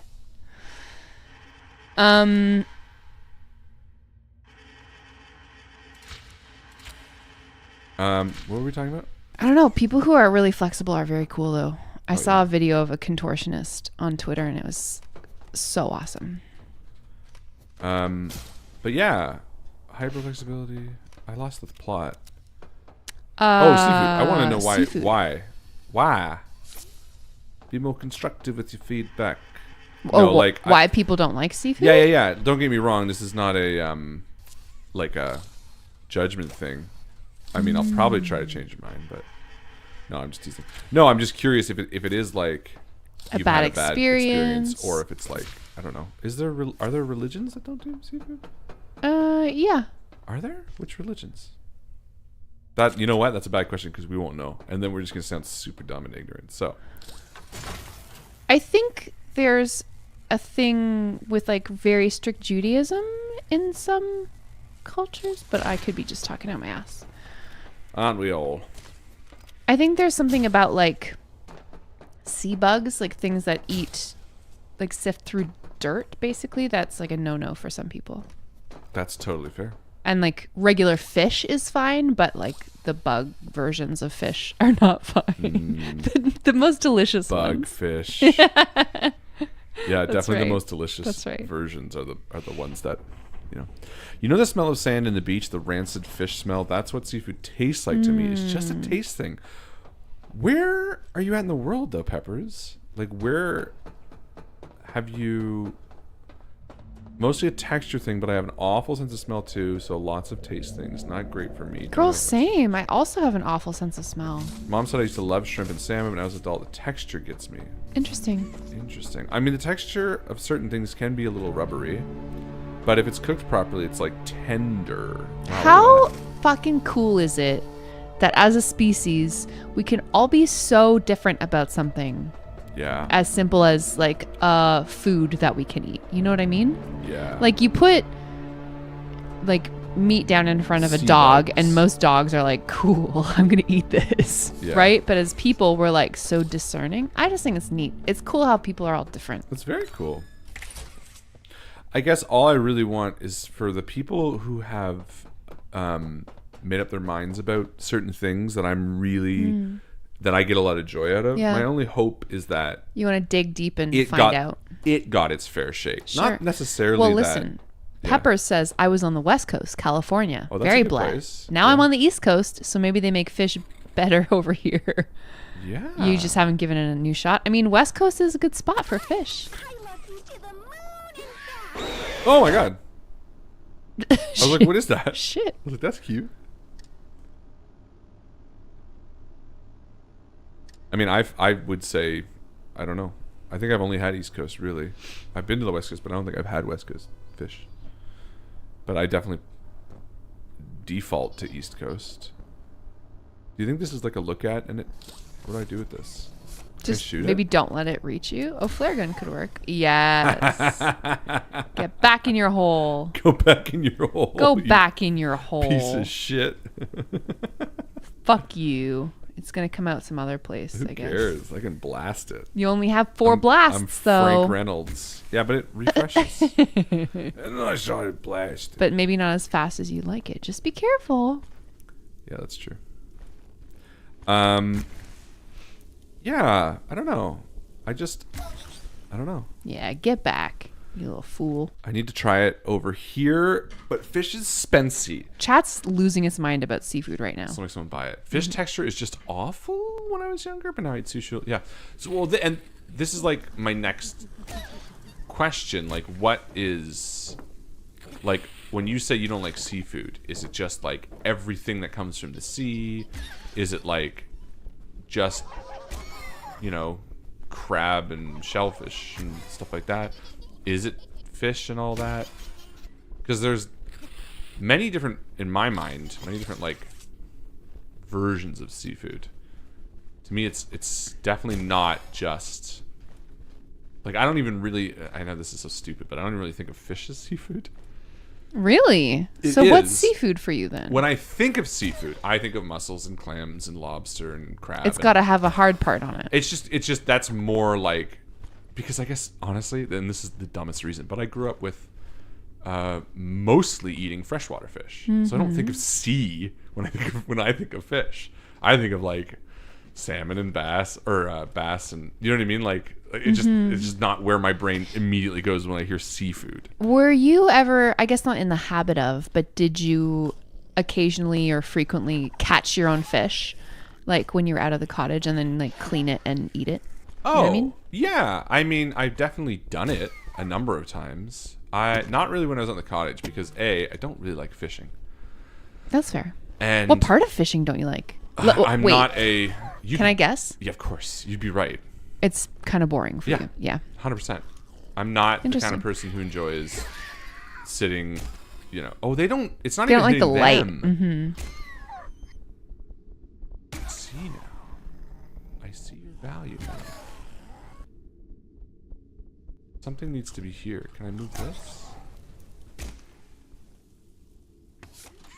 How do I? Something needs to be on this. Yeah, it's just the boring. The thing that your dad would love most about it. Oh, I see. I pushed this. Oh. JK Trash Panda says there are like 3 foods I hate and pickles are at the top of that list. And then in response, April said, gender neutral bro, I could fuck up an entire jar of pickles at any time. Yeah, Harlan and I had a hilarious conversation about pickles. Yeah. Last night. Because we're trying to diet, or I'm trying to diet. Well, yeah, we both don't add us. Ah. Oh no. But we were talking about how many pickles you could eat while you're on a diet. Because they're only like 5 calories, and I'm low sodium when I need more sodium. And Joe was like, "Whoa, so you could have like, if you wanted 800 calories, you could eat like 160 pickles." So that's just your day. And I was like, "Yeah, we're on the 160 pickle diet." How many jars do you think? Oh, you do kind of have to shoot them. That guy I did. Do they attack me if they're on fire? Nah. No. No. No. No. Die out of here. How many jars would we need to buy to sustain our 800 calorie pickles only, absolutely not doctor advised diet? Not enough, I'm sure. No. Maybe 16 jars a day. If we can estimate 10 pickles in a jar, which is probably a low estimate. Okay, hold on. What am I doing here? I powered the I love cucumbers. Why would you do that to them? Because it's delicious. Nom, nom, nom, nom, nom, Yeah. nom. So anyway, all of this is to say is that I hope the people who don't enjoy seafood or believe they don't enjoy seafood, sorry, that don't enjoy seafood. I'm not trying to I'm not trying to pretend that you're not telling the truth or something. How do I get up there? Courage. Yeah, I guess. Give seafood another try, and I would say, okay, for us seafood lovers, what are we recommending? Like, what would you start with if you were to introduce? I mean, calamari. Let's be real. Henry is, I think if we're loves it. talking to a non-seafood lover, we want to start with something that doesn't taste real fishy. That's what I'm saying. Like, calamari is a pretty good option, right? Whoa. What? Queen tagged me in a sparkling pickle lemonade. You got to talk to Nursal about that, my friend. Yeah, that's not us. She said, I wouldn't touch this with my enemy's mouth. It's really funny. Sorry about the diet talk. We're going to stop now. Why? Someone was like, oh, I don't want to hear that. People want to hear about diets? I think it's kind of triggering to some people who, that's interesting. For whom, that's an issue, which I totally get, and I apologize. That's totally fair. I just never heard that. And That's we are fascinating. done officially now, so you can tag them to come back. What fish would we start with? Not even necessarily fish. Well, What I would feel you like start with? eat this oyster is going to be kind of a fucked No, up introduction. Don't do oysters. That would be what we call a Have you ever bad tried idea. takoyaki? Is that like that's like a chopped squid or octopus ball, isn't it? And it's deep fried? I've had okonomiyaki, which I do like. So down was the way to go. Oh wait, what's that? I get up there? No. No. No. No. Honey and walnut prawns are delicious. God, that sounds good. Really good. I mean, shrimp is pretty good. I mean, sushi's pretty... No, it's still... I mean, some people... Honestly, I would say calamari if I was introducing, because Henry did it. I think it's pretty easy. If you do it from a good place, it's delish. Yeah. Wow, people are saying things are better than kissing. What's better than kissing? Pickles and deviled eggs are the two examples. It depends on who you're kissing. I mean, when I kiss, nothing's better than kissing. My apologies, Salem. We're not going to go there again, at least on this stream. Yeah, it depends on whether you get to kiss the love of your life or not. Mwah, mwah, mwah. And enjoy kissing. Yeah. Also, deviled eggs are so good. Not a big It's so deviled egg. funny because if someone was like, hey, how many egg omelet do you want? 8? Oh, this is the dog part. Henry, if you're watching this, don't watch this. This is the part that someone said that Henry, we if you're shouldn't watching watch. this on replay, Don't watch this part. don't watch this part. JK Henry, Trash I'm Panda going to says- show this picture again when you can watch it again, okay? So fast forward to this picture, Henry.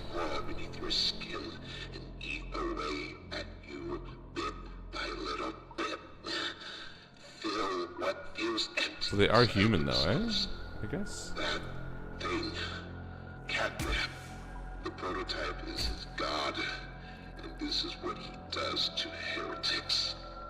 These little toys. Drawing kissing, though, is kind of fun. I appreciate the person who gave us this content warning. Try to fight it. The prototype's control. I am It's a little dark. the last of the smiling critters. Aeroaces sound off. Fair. Yeah, someone was like, as an arrow ace, kissing his mid. Yeah, that's totally fair. That's fair. I can see. You and Poppy could fix this. End this madness. The torments. Oh no. Oh no. Leave me. Please. Just go. Run.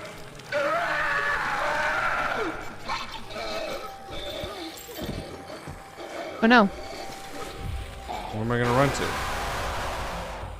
Where am I gonna run to? We did a bad job. I will say this. I appreciate the warning. That wasn't that bad, though. Henry would have been fine with that.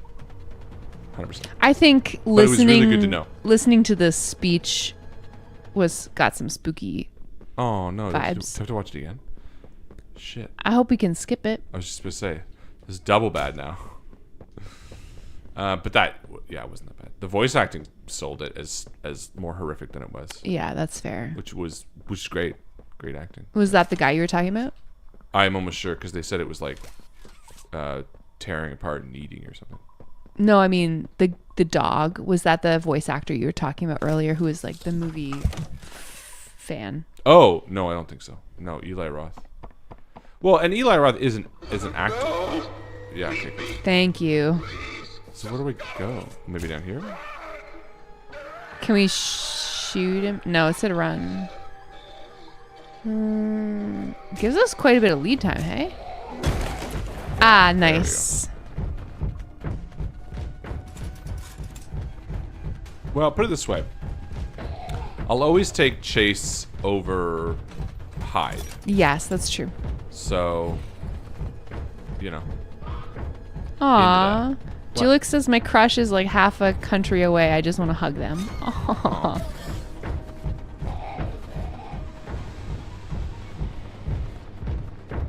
I remember that feeling.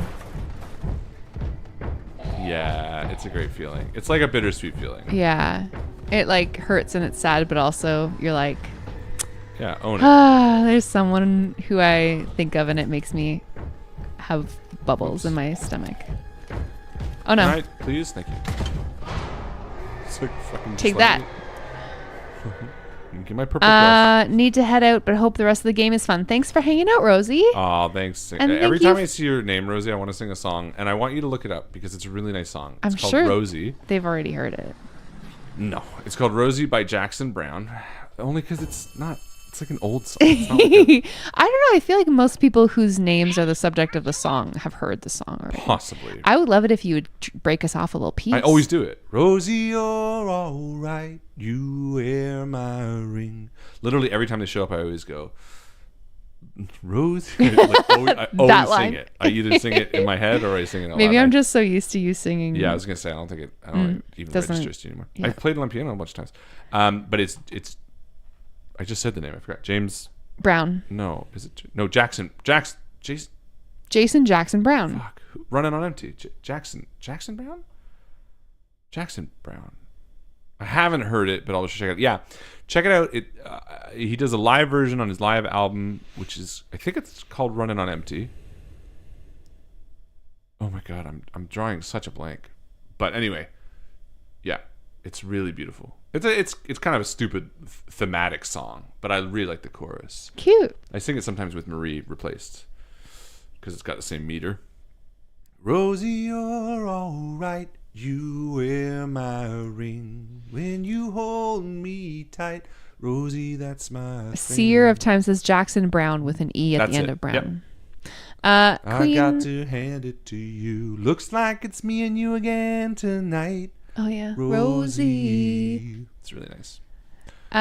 Queen says, Joe, can I ask you a non-food related question? Only if you can tie in food somehow, because apparently. Hold on, let's let this chick or boy, whichever they are, start Oh, talking, and definitely. And then we'll do it. Cheese or lost body parts? No, ouchies. I'm really glad you're okay. I don't want to lose any more friends to this place. Hey, did you see the shrine? CatNap made it for the prototype. See, before CatNap turned into CatNap, I guess there was some pretty serious accident. He almost died, but they say that the prototype saved his life, giving up his own freedom in the process. In CatNap's eyes, the prototype is a superhero and has saved this place. So CatNap treats him like a god, killing everyone that opposes him, us included, if we're not careful. That shrine, did it scare you? If you thought that was terrifying, just wait until you see the real thing. Anyways, we're really close to the end. I sent you a new key. You're going to the counselor. Oh, did you show the picture that Henry can fast forward to again? Oh. But it should have enough juice. If you can get that generator going and plug it in, I think we'll be done. And keep your eyes open for CatNap. Every shadow and every flickering light is a hiding There. spot. Now we're back, Henry. Hi, Henry. Always stalks his prey first. He'll take away anything you have to defend yourself. And when you're at your most vulnerable, he'll kill you. All right, kid. CatNap lives for the hunt. Plenty of Good luck. talking. That's good. Talk soon. We're back. All right, Henry. Joe, lay into it. What were you gonna say? Oh, just that Queen wanted to ask me what my relationship to horror is. Whether I was into it before I met you. Do I think I'd be a fan of Malevolent without knowing Harlan? Ooh, very Would I have found it myself? And Should have him guess first. tie in food. What would a Malevolent pizza be to you? Great questions, Queen. When I was younger, I was not a horror fan. Did not like it whatsoever. I think I started to appreciate the genre probably when I was in university. I remember watching 28 Days Later and thinking like that was a really beautiful film. Some of the camera work, I guess, the cinematography. And man, but before that, really scared too much. I slept with a nightlight in grade 8 for a little while because of a movie that I watched. But I was pretty sheltered, and I'm hoping that by exposing Henry to horror in dribs and drabs that he's going to be a little bit more capable than I was. As to whether I would have found Malevolent and would I have enjoyed it without having met Harlan, that's a great question. No. I really listen to a lot of nonfiction podcasts, and I first started listening to podcasts with like science podcasting. So I don't know if I would have found Malevolent without Harlan. Well, I think you've also kind of glossed over a big part of your horror. Because when we started dating, you didn't like horror. Oh, fully. Well, I think you need to hit that a little harder because it's really cute. The first few like horror movies that we watched together, like Joe, it's so interesting how different you are now with horror. Like your relationship with horror is night and day. Baby, you changed me. No. All I just mean to say is I think it's really interesting and cute, but also interesting and maybe reassuring to certain people who maybe don't like horror. Because I remember like when we were when we started dating, we were totally different people than we are now.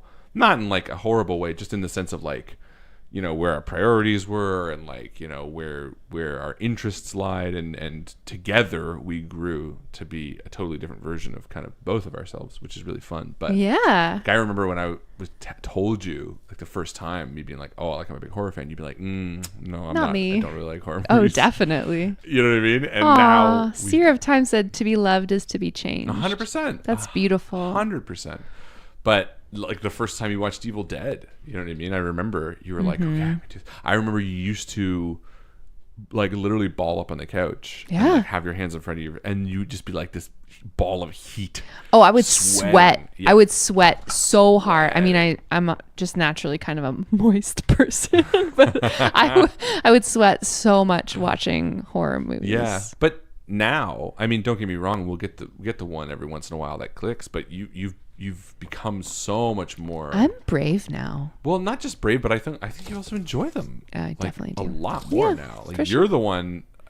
The last few times you'd be like, Oh, when Halloween rolls around, October, we try to watch a movie every day. Yeah. Or, I mean, I think our favorite thing to do is a couple of nights of double features. yeah, Because if you get a bad movie, then you get a good one usually. 100%. Which is like, again, like night and day to how you were Yeah. a few years ago. You would have been like, yeah, no, I'd rather watch literally anything else. So it's just it's cool, how different. Malevolent Pizza? Huh? What's that question? What's that mean? A Queen asked me, I was like, oh, tie it into food, kind of in a jokey way. Oh. And then Queen was like, and I guess Malevolent Pizza, what would that be? What would the malevolent pizza be? Mm-hmm. Let's think while we watch wherever this video is. Oh.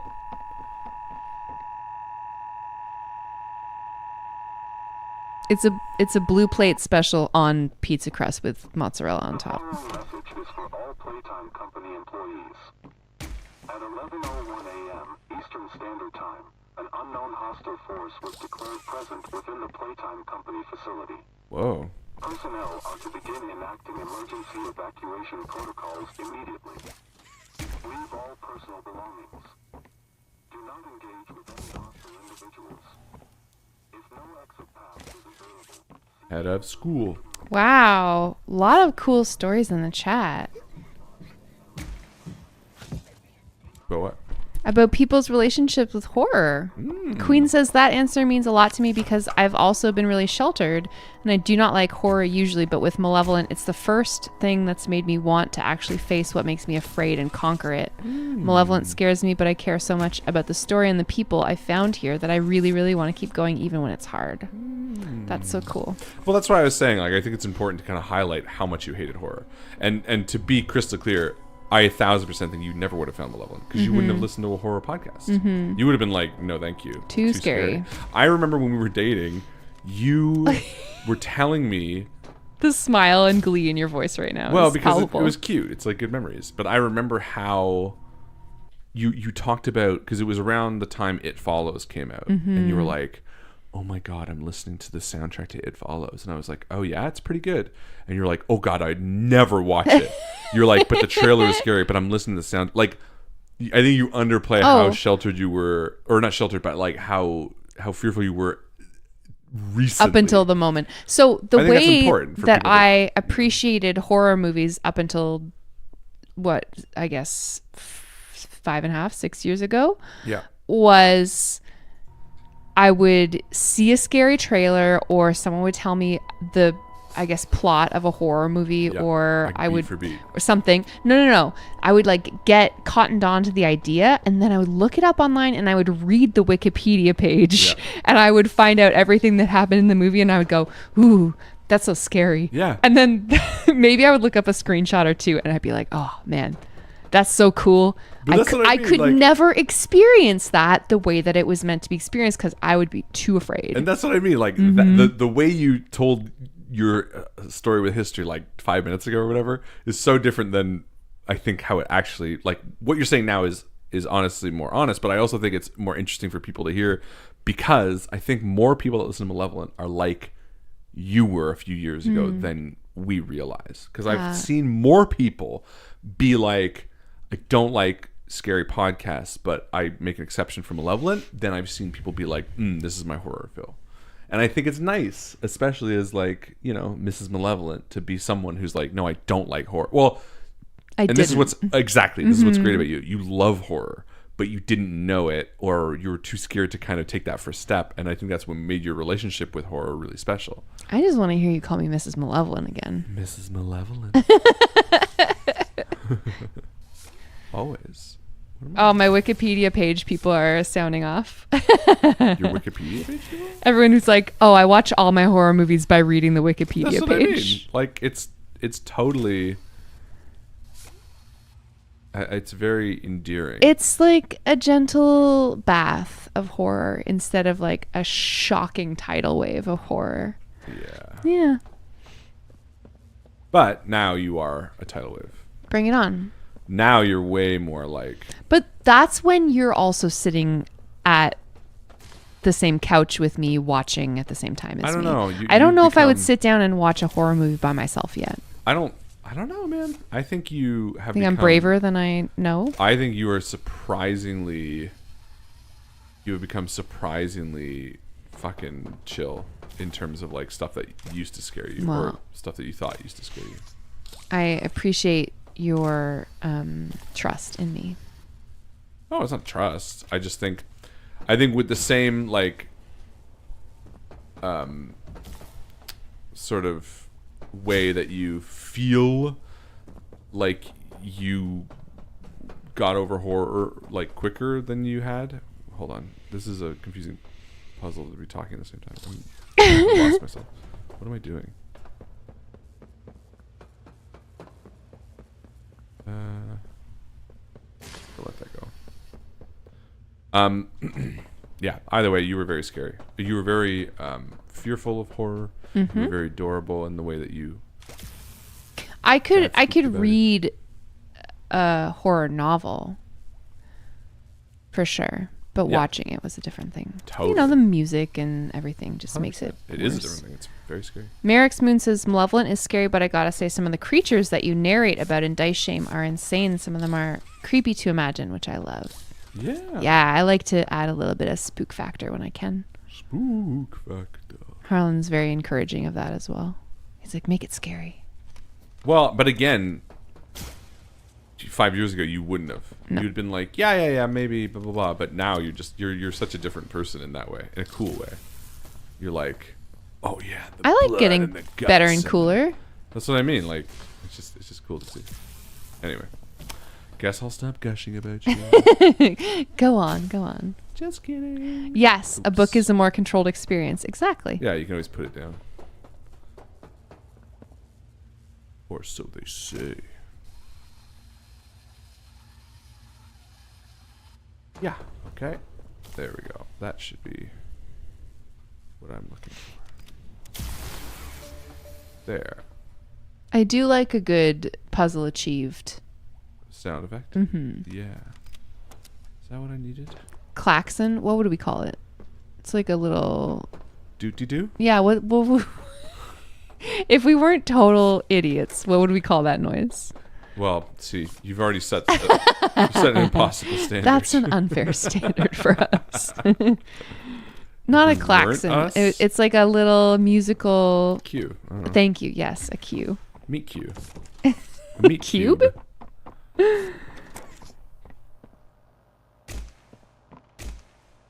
So I'm hoping this one's vibe is more akin to the first thing's vibe. So far we had the first one, which was just creepy puzzles, which I was totally into. Then we had the second one, which was the creepy gas hallway, which I was also into. Then we had the running look at her and she freezes, which I thought was cool and spooky, but too much stress. I didn't really like doing that. Then we had the little guys, which was also probably my least favorite right now. So I'm hoping this is more akin to the first two, in terms of like maybe it's spooky, but I don't really. Do you find that game designers often sort of heavily weight the front end of a game in terms of like the effort that they put into puzzles and things, and sort of peter off toward the end? Absolutely. Yeah. Oh yeah. Please have a seat. How was your ride down? It was nothing like we were expecting. Mr. Ludwig's speech was, well, it just confirms for us that you're the orphanage we want to go through. Find a key. Just know, you're never going to leave. Kind of like finding a home as a child and always thinking of it when you want to feel comforted. But yeah, love me some horror. It's funny because my relationship with horror wasn't even like that either. I remember watching movies as a kid and being super like more like Henry, honestly. Well, I didn't really get into horror until like college. Been some complications. Or high school, I suppose. Complications. What kinds of complications? What was your first horror movie that you remember loving? Not like Army of Darkness horror, you know, like... Loving? Or being scared of? Yeah, both. It's great. We deserve a better explanation than that. Don't you think? You're in charge of all this. How could you not know? And why are we only finding out about this now? I don't. I'm sorry. I missed it. But it sounded spooky. What was the first horror movie I remember loving?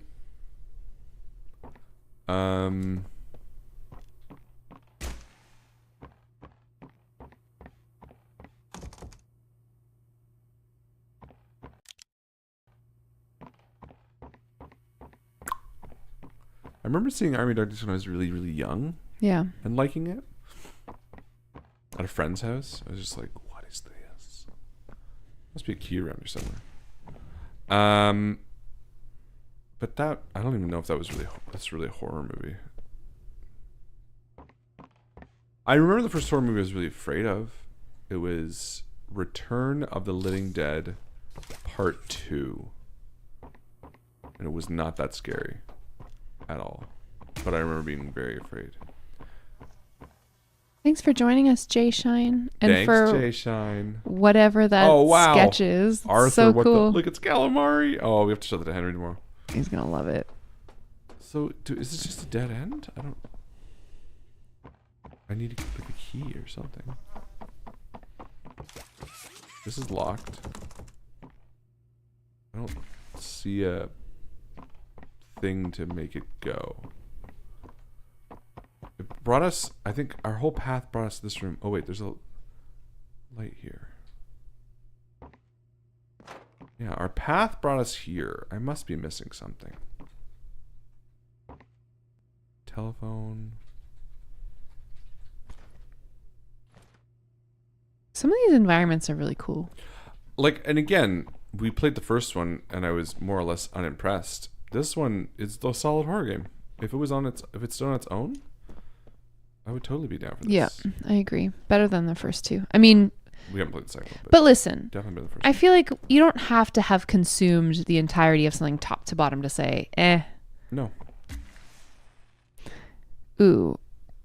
Red says back in the room where the tape is. Look up. Ah! Hey. Thank you. Wow. Okay, that must have been in the recording or something. Yeah. Which I wasn't listening to. Sometimes it's hard. Thank you. I would have missed that 1,000%. I'm Crappy Corn. Can you help me with my painting? No. Do your own painting. Do your own homework.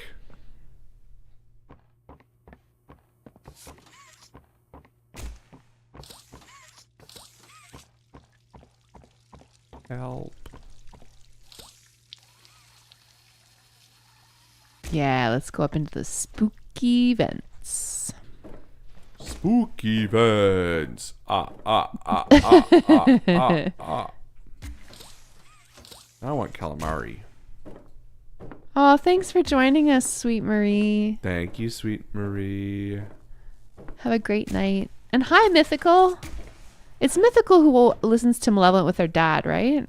Pretty sure? Possibly. I think so. Hi. We're doing great. How are you? Uh-oh. Oh, no. Mask. Yes.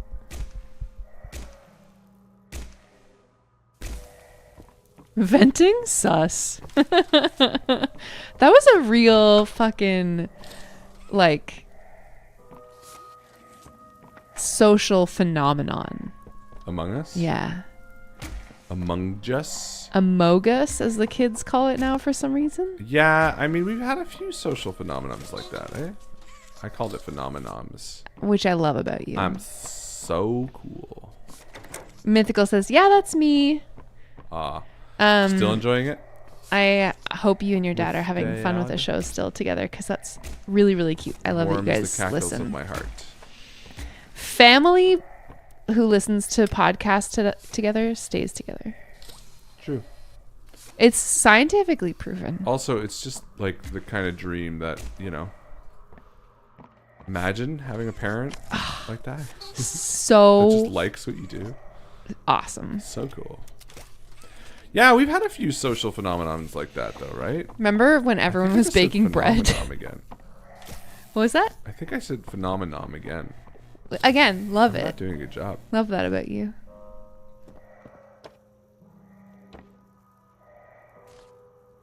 Happening. Hello? Hello? Why? What's that happening? I don't understand what's happening. Everybody, stretch your body out a little bit if you need to. It feels so good. And if you don't do And it. if you don't, I'm not bullying you. Oh. What to do 3 of these things?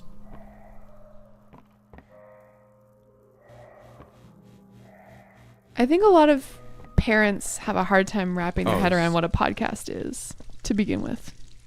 Yeah, that's true. They're like, what is it? Radio? Like, who makes it? Why? You know? I would just say a lot of like older generation parents just don't really give a shit about that's their kids' like activities, you know. Which is why I love like new generation parents, you know. They're the ones that are like caring. Yeah. Oh, dang. Are we still going? Hi, Ren. Yeah, we're still here. Hey, Ren. Grind never stops. That's right. Henry's not here. Henry's not here anymore. He went to bed. He went to bed. We're not terrible. He's sound asleep. He is. It was so cute when I went in there. Yeah. He was all like sweaty brow. You know how kids do that? Oh, God, I do. That's when you know they're sleeping hard. Yeah. Sleeping hard or hardly sleeping. Am I right? Is this just as easy as it seems? This seems odd. This whole thing was already set up. Oh, interesting. Queen says the word podcast comes from iPod and broadcast. And usually the conversation goes in a positive direction from there when you start explaining it that way.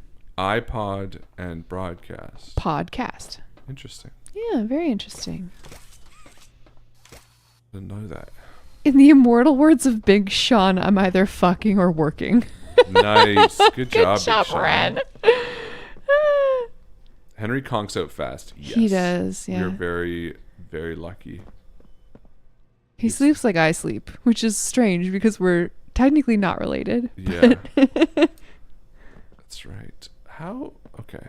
You got this. I do? Question mark? No. Yeah. I It's do. got one of those spinny things, which Yeah. we... I just want to see what this does when it's plugged in. What am I doing? Blaze said... Oh, that's that. Oh, I see. I was so excited when I was acknowledged on the stream that I talked to my parents about it, and they were like, it's just some guy though, right? Aw. Listen. Blaze, don't listen to them. You're awesome. And Yeah. we're not. I am not just some guy. I refuse dare to be they? called that. I am the. No, I'm just kidding. I mean, yeah, they're not wrong. Yeah, but oh, that's kind of cute though. I'm picturing now Blaze being like, "Oh God, Mom, Dad, I got acknowledged on the stream." Like, yeah, but that's just some guy. That's pretty cute. yeah, I that's like pretty that. cute. Your parents sound okay. They sound cute. They're cute. Aww. What's up? Cryptid says, my mom doesn't speak English, but Aw. she's heard me talk about Malevolent so much that she knows their names. And when she asked me in Spanish, hey, how are John and Arthur doing? Aww. And I almost had a heart attack. That's That's really pretty adorable.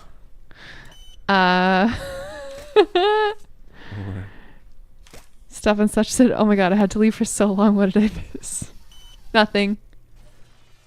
Stuff and such had to leave for so long? Yeah. You missed Ren says, calamari, maybe? meanwhile, my dad is now following Harlan's career. LMFAO. Yeah, your dad seems. We're taking dad applications on the on the stream. Applications? Applications. I'm all pro dad. Harlan Guthrie, 2024. Pro dad. I'm all pro dad. I've gone all pro dad this That's year. right.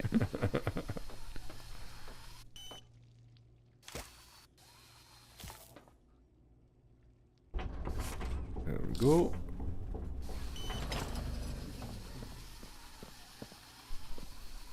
Come on. Come on. Yay! Can I reach from here? Can I get you? I want to grab you. Come on. Out, little boy. You got this. Oh, it's not a big grab. Come on. Let me at you. Damn you. What? Come here. You stupid son. Right. All right. Put that down. Put that up. Brilliant.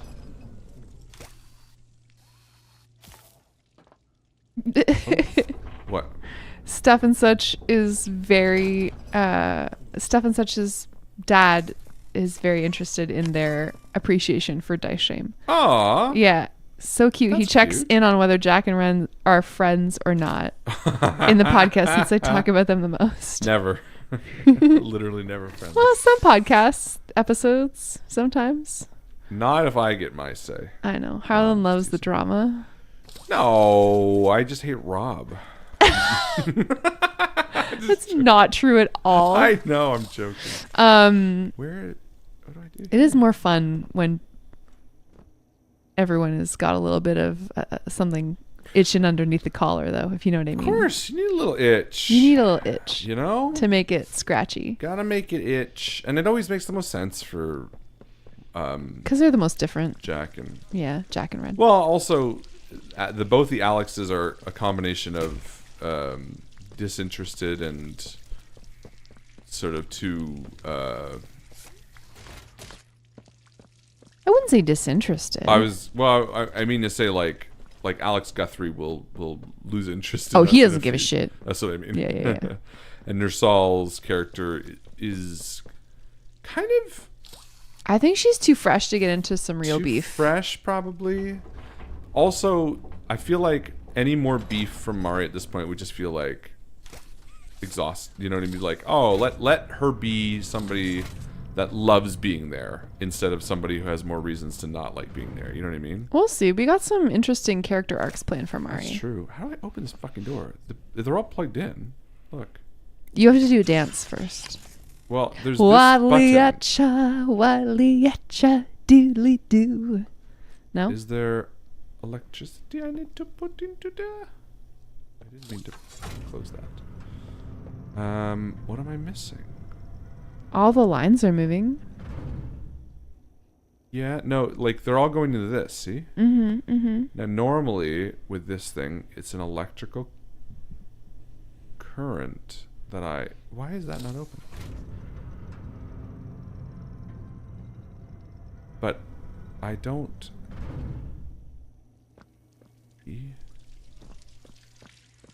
Where's the electricity? Oh, maybe it's... Oh, I see. Perhaps it's this, actually. Ah, there we go. Okay. So, I need to get up. Has a bit of makeup. Has a bit of Whoa. What? Hydrus says, I asked one of the people I knew IRL who makes plushies if they would be interested in making a custom John and Arthur ones for me. And after explaining it, they said I can't make these because they go against my religious beliefs. Oh, interesting. What is that? What is that? What is it? What is that? What is that? What is that? It's a good reaction, Religious Harlan. beliefs that do that. That are against plushie creation? Well, obviously not against plushie creation, but I guess what is that? Is it... Yeah, actually, I'm really curious. What aspect... What's the religious, you know? I guess maybe that the king in yellow is a god. I could see like a very fundamentalist Christian potentially being like, that's not... Not that's like my a, god. That's like a false god. Yeah, maybe. I suppose so, eh? Religious belief. One man cannot make a podcast alone. That's good. Yeah. I'm really curious. I'm curious. What is that? What is that? What is that? Run. I don't want to run.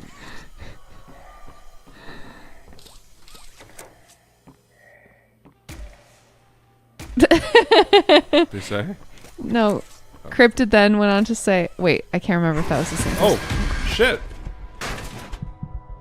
Oh, the thing got me. Oh, no. Oh, no. No, Hydrus, sorry, was the one who was about the plushies.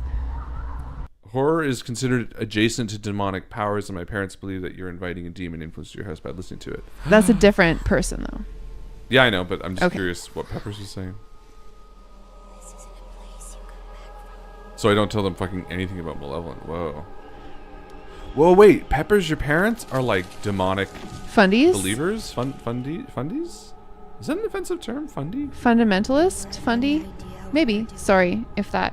I don't know. I'm not. I have no evidence. I don't want to of it, hurt so I'm just anyone's curious. feelings. Fundy? It sounds. I don't know. Fundy. It was that the John having his eyes thing was too close to demonic possession.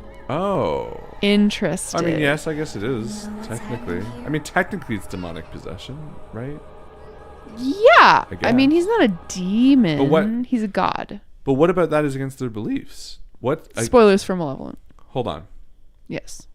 So Hydrus said they asked a friend to make plushies. Yes. And after explaining the plot, they said no because it's too offensive to their beliefs. Yeah, it Or too goes against close it goes against their So it goes against their beliefs. yeah, to make that. But what?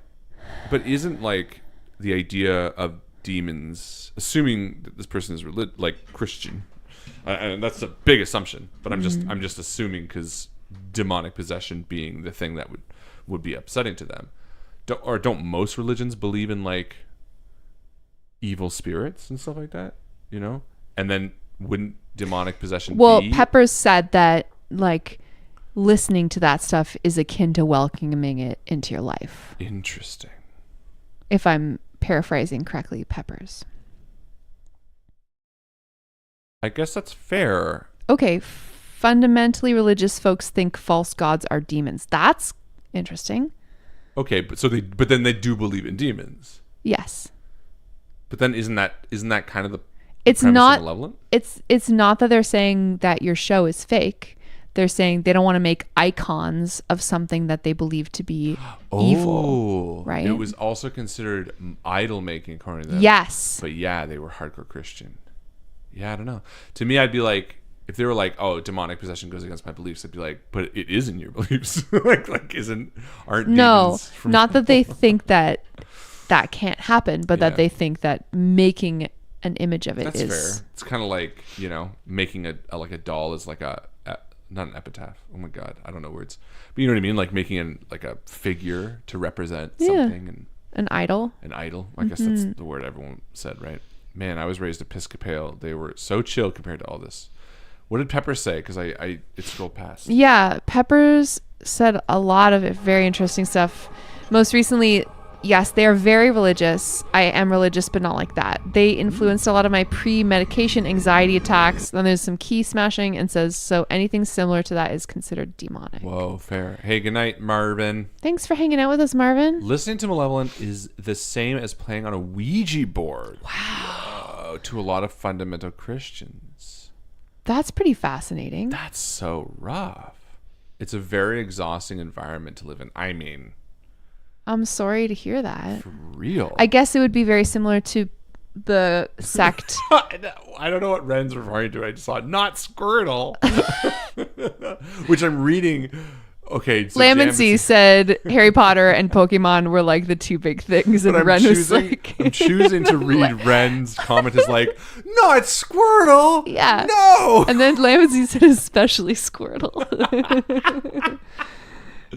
Wow. Not I had Squirtle. several friends that never even watched SpongeBob until they were older because of their religious parents. That's Their wild. shit is so stupid. What the fuck? That's so dumb.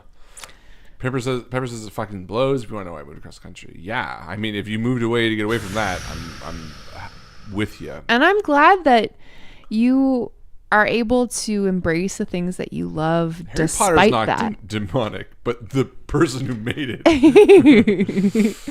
Yeah. My parents have outlawed Kiki's Delivery Service, which why are people so fucking stupid? What is going on? Sorry. I mean, no offense to your parents. No, I don't give a shit. That's so dumb. It's why, very dumb. You can't listen to a fucking podcast because... not even that you can't make up your own mind, but that someone tells you what you can't hear because of their beliefs. That's fucking stupid. I don't give a shit. That's so dumb. I hate that. Like, listen, you want to be religious? Absolutely. Your parents want to be religious? Absolutely. Go in like bliss. Enjoy yourself. Force your children, like force them not to enjoy something or outlaw something in your house that is objectively innocent, like Kiki's Delivery Service, which now, admittedly, I haven't seen, but I know it's a Studio Ghibli. It's adorable. I can't imagine it's a fucking, you know what I mean? Like, yeah, that's stupid. Religion is absolutely a hell of a drug. It's fucking bullshit. And anyone who listens to Malevolent, knows that Arthur has certain feelings against. Listen, and now, hey, to each their own. Hey. You want to.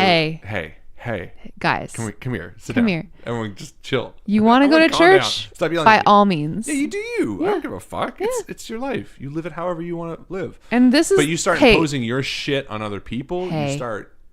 Hey. You start raising your kids with your own bullshit. Then yeah, it's fucked up. The Jouch is a hatred and authoritarian free space. Yeah. So get that out of here. Cultists beware, for real. I mean, I mean, Hey. Live like you want to live, but don't be Harlan's Arthur's. That's funny. Absolutely. My stepdad called me a Satanist because I watched Demon Slayer. I tried even telling him I was rooting for the good guys, the ones who slay the demons, but he said it doesn't matter. Yeah. Like, this is what I mean. That's so fucking stupid. It's just ignorance. It's blind ignorance and fear, and it's fear of the unknown, and it's God, it drives me up the anyway.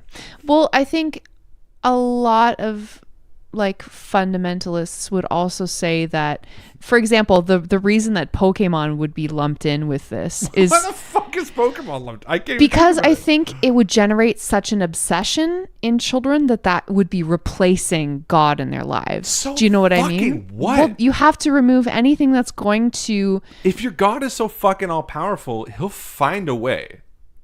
You're supposed to be so devoted to your religion that well, some religions so you're not allowed to listen to music or dance because that is people generating happiness God, from a place that is people not so much motivated by religion, right? So these mindsets come from all different dark corners of the human psyche. How many people out there, and you don't answer, but here's a rhetorical question. No, because and you'll find out why in a second. But how many people out there right now have to hide the fact that they're watching the spooky stream, right? Yeah. Because they're even because of its name. And, Wait, and spooky? all I mean to say is that's so fucking sad. Queen says God made Pokemon. You know what I mean? How fucking sad is that? That someone might be out there watching right now, under their bed, nervous that their parent might walk by and check on them before bed, because they're that's so fucked. I mean, first of all, this is an 18+ stream. But and the irony that the thing they're most fearful of is perhaps this person watching a spooky stream, listening to me and maybe respecting my opinion because they like my show, saying that religion, the thing your parents are doing is fucked. That we would be showing somebody a window out. I am happy to be another voice in support of you. Let me just say this clear. This is in support of that voice inside your head that goes, maybe this is fucked. Maybe the way that mom or dad or uncle or whatever the fuck tells me that I can't enjoy Pokemon because of Satan or because God should be number one. Maybe that's a little fucked. I am here to support that thought and say, yeah, it is. That's fucked. Mm-hmm. That's so stupid. God damn. And if you... God damn. yeah. If you need... a window out, there are lots and lots and lots of communities of people who Joe, will be sometimes an ear you sound for like you're trying to put toothpaste back in the tube during long talks on spooky streams. What? How? I guess it feels like you're trying to reel it back in. Yeah. No, I'm stomping on that toothpaste. Yeah. yeah, you know.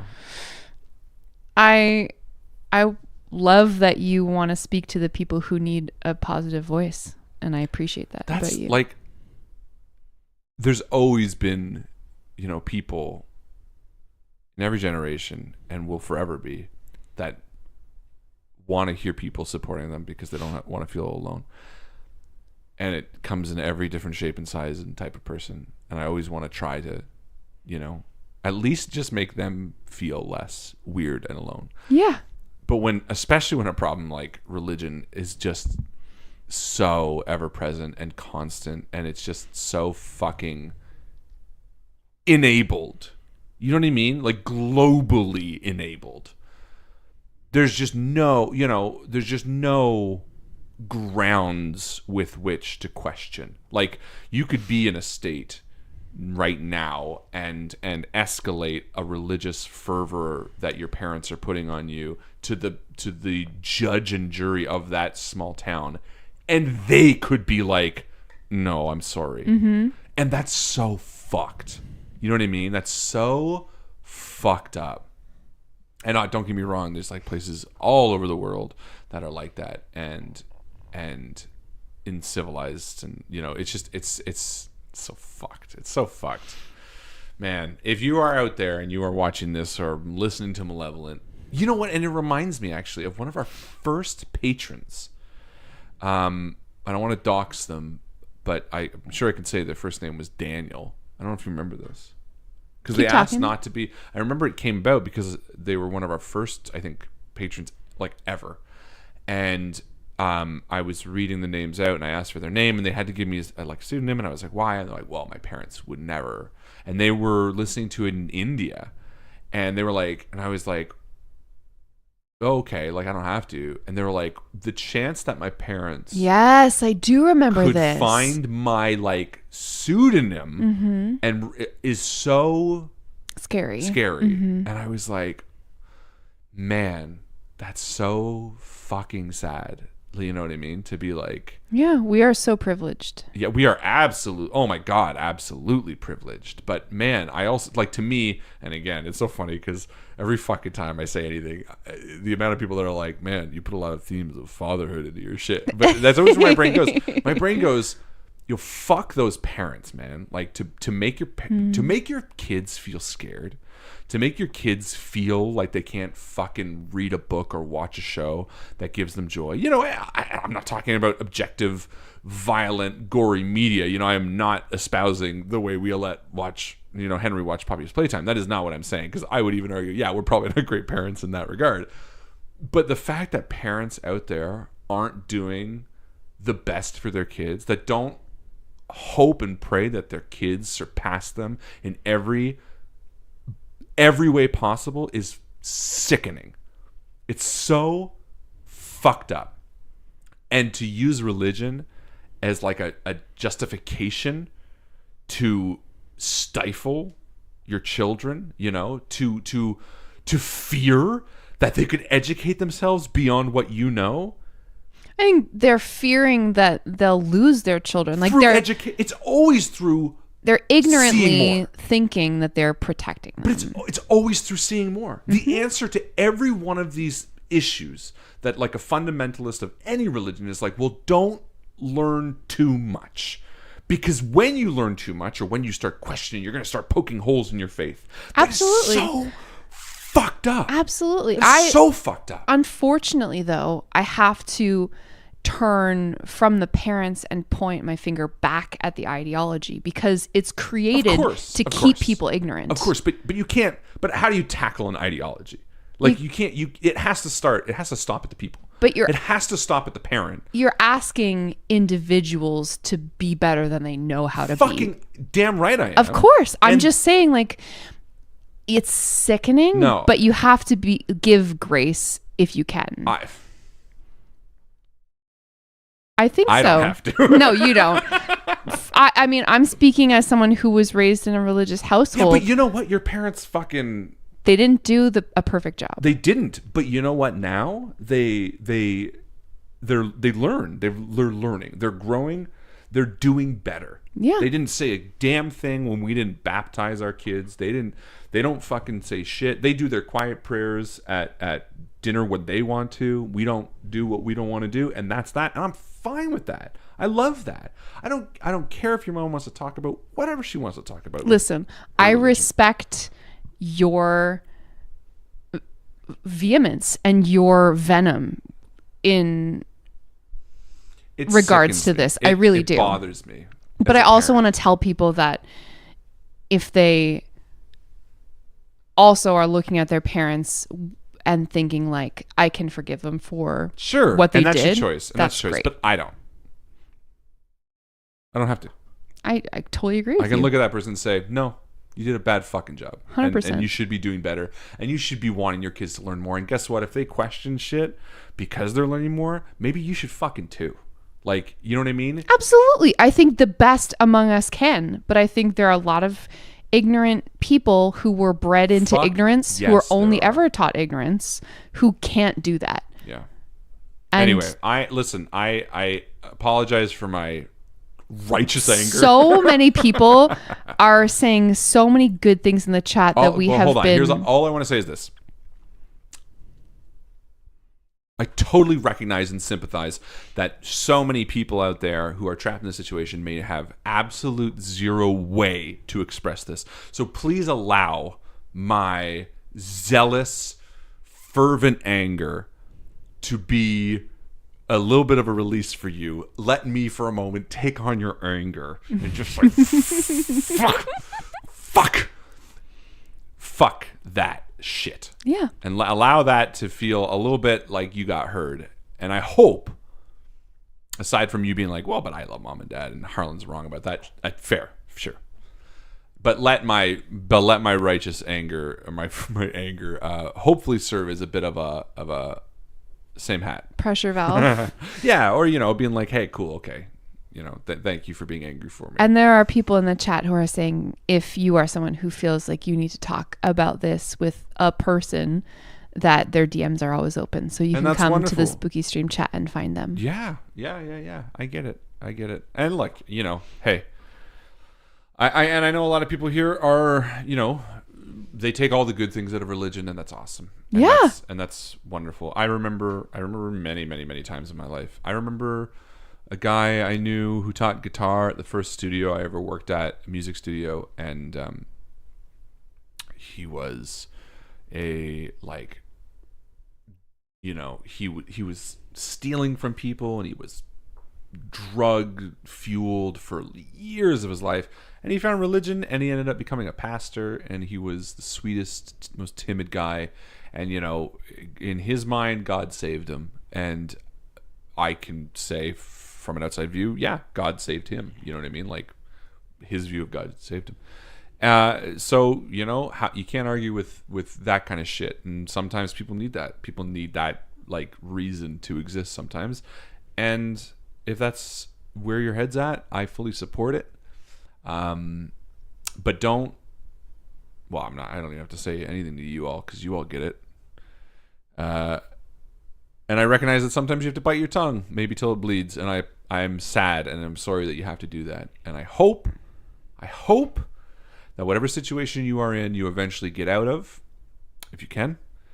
And please take that love and care and energy and all that shit that you wish that you got and spread it. Because that's the best fucking way you can get back at the people. I 100% agree with you. Is the easiest way to fight that is to do better. Yep. There's a saying about that, like the best revenge is a good life. Revenge is a good life. Mm-hmm. Fuck yes. And the amount of stories I've heard of people, just being like, oh yeah, I haven't spoken to my parents since I was 13. I left the home and now I have the best life ever. And they'll die. But you know what? And that's terrible and sad to some people. But also, that hate dies too. And that's kind of a good thing because that's the only way you can weed out that generational hate, Like, yeah. It is. It is kill bred. the trauma in its root. Yeah. Absolutely. I really like what Ren said, just upstream. I think it's important to look at those people and say, no, you're doing a bad job. Yeah. Because that's the why manners. that's why I'm like, yeah. The manners and politeness of society, the live and let live, means these people get away with way more than if they were actually held to account. And that's so true. That's what I mean. And the problem is, especially, the echo chambers that they're in, these literal churches where, oh, well, I said this to myself. Oh, you should grab the bone. Anyway, whatever. Okay, that's enough of that. I'm with you. I feel you. Let's play a spooky game a little more. Thank you for joining us for that, everybody. Rant attack. That was a very sudden, abrupt shift. I forget what spawned it. Someone was talking about plushies. Oh, yeah. And you know what? I promise there are people in this server that make plushies and would happily do it for non-religious reasons. 100%.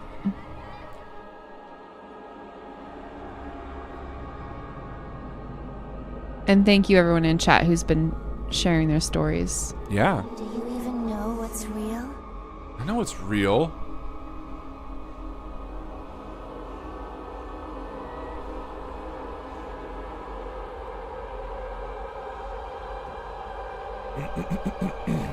I'm not going to read that out loud, Merrick's, because of what you said earlier in the thread, but we really support you and appreciate you in a 100%. Big way.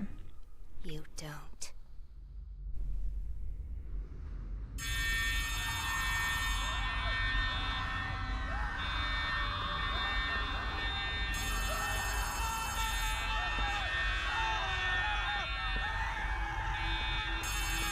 God, I hope Henry skips that part.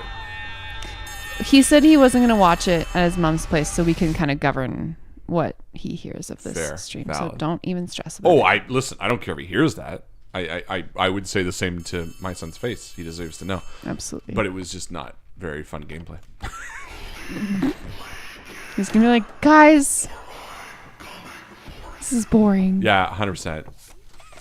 But that's again, I think we're good parents for that. He knows that a rant like that, an impassioned rant by me, is something that he would just hear on a normal day. Mm-hmm. He's not worried about it. He's like, yeah, turn it on.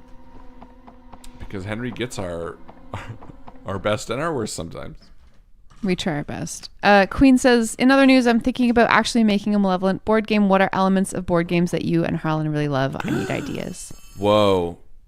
Now you ask a question like that, you're gonna get another rant. You're gonna get a real big. You got another rant incoming. You're really gonna get there. All right, board games. So my favorite board game ever is Cosmic Encounter. Okay.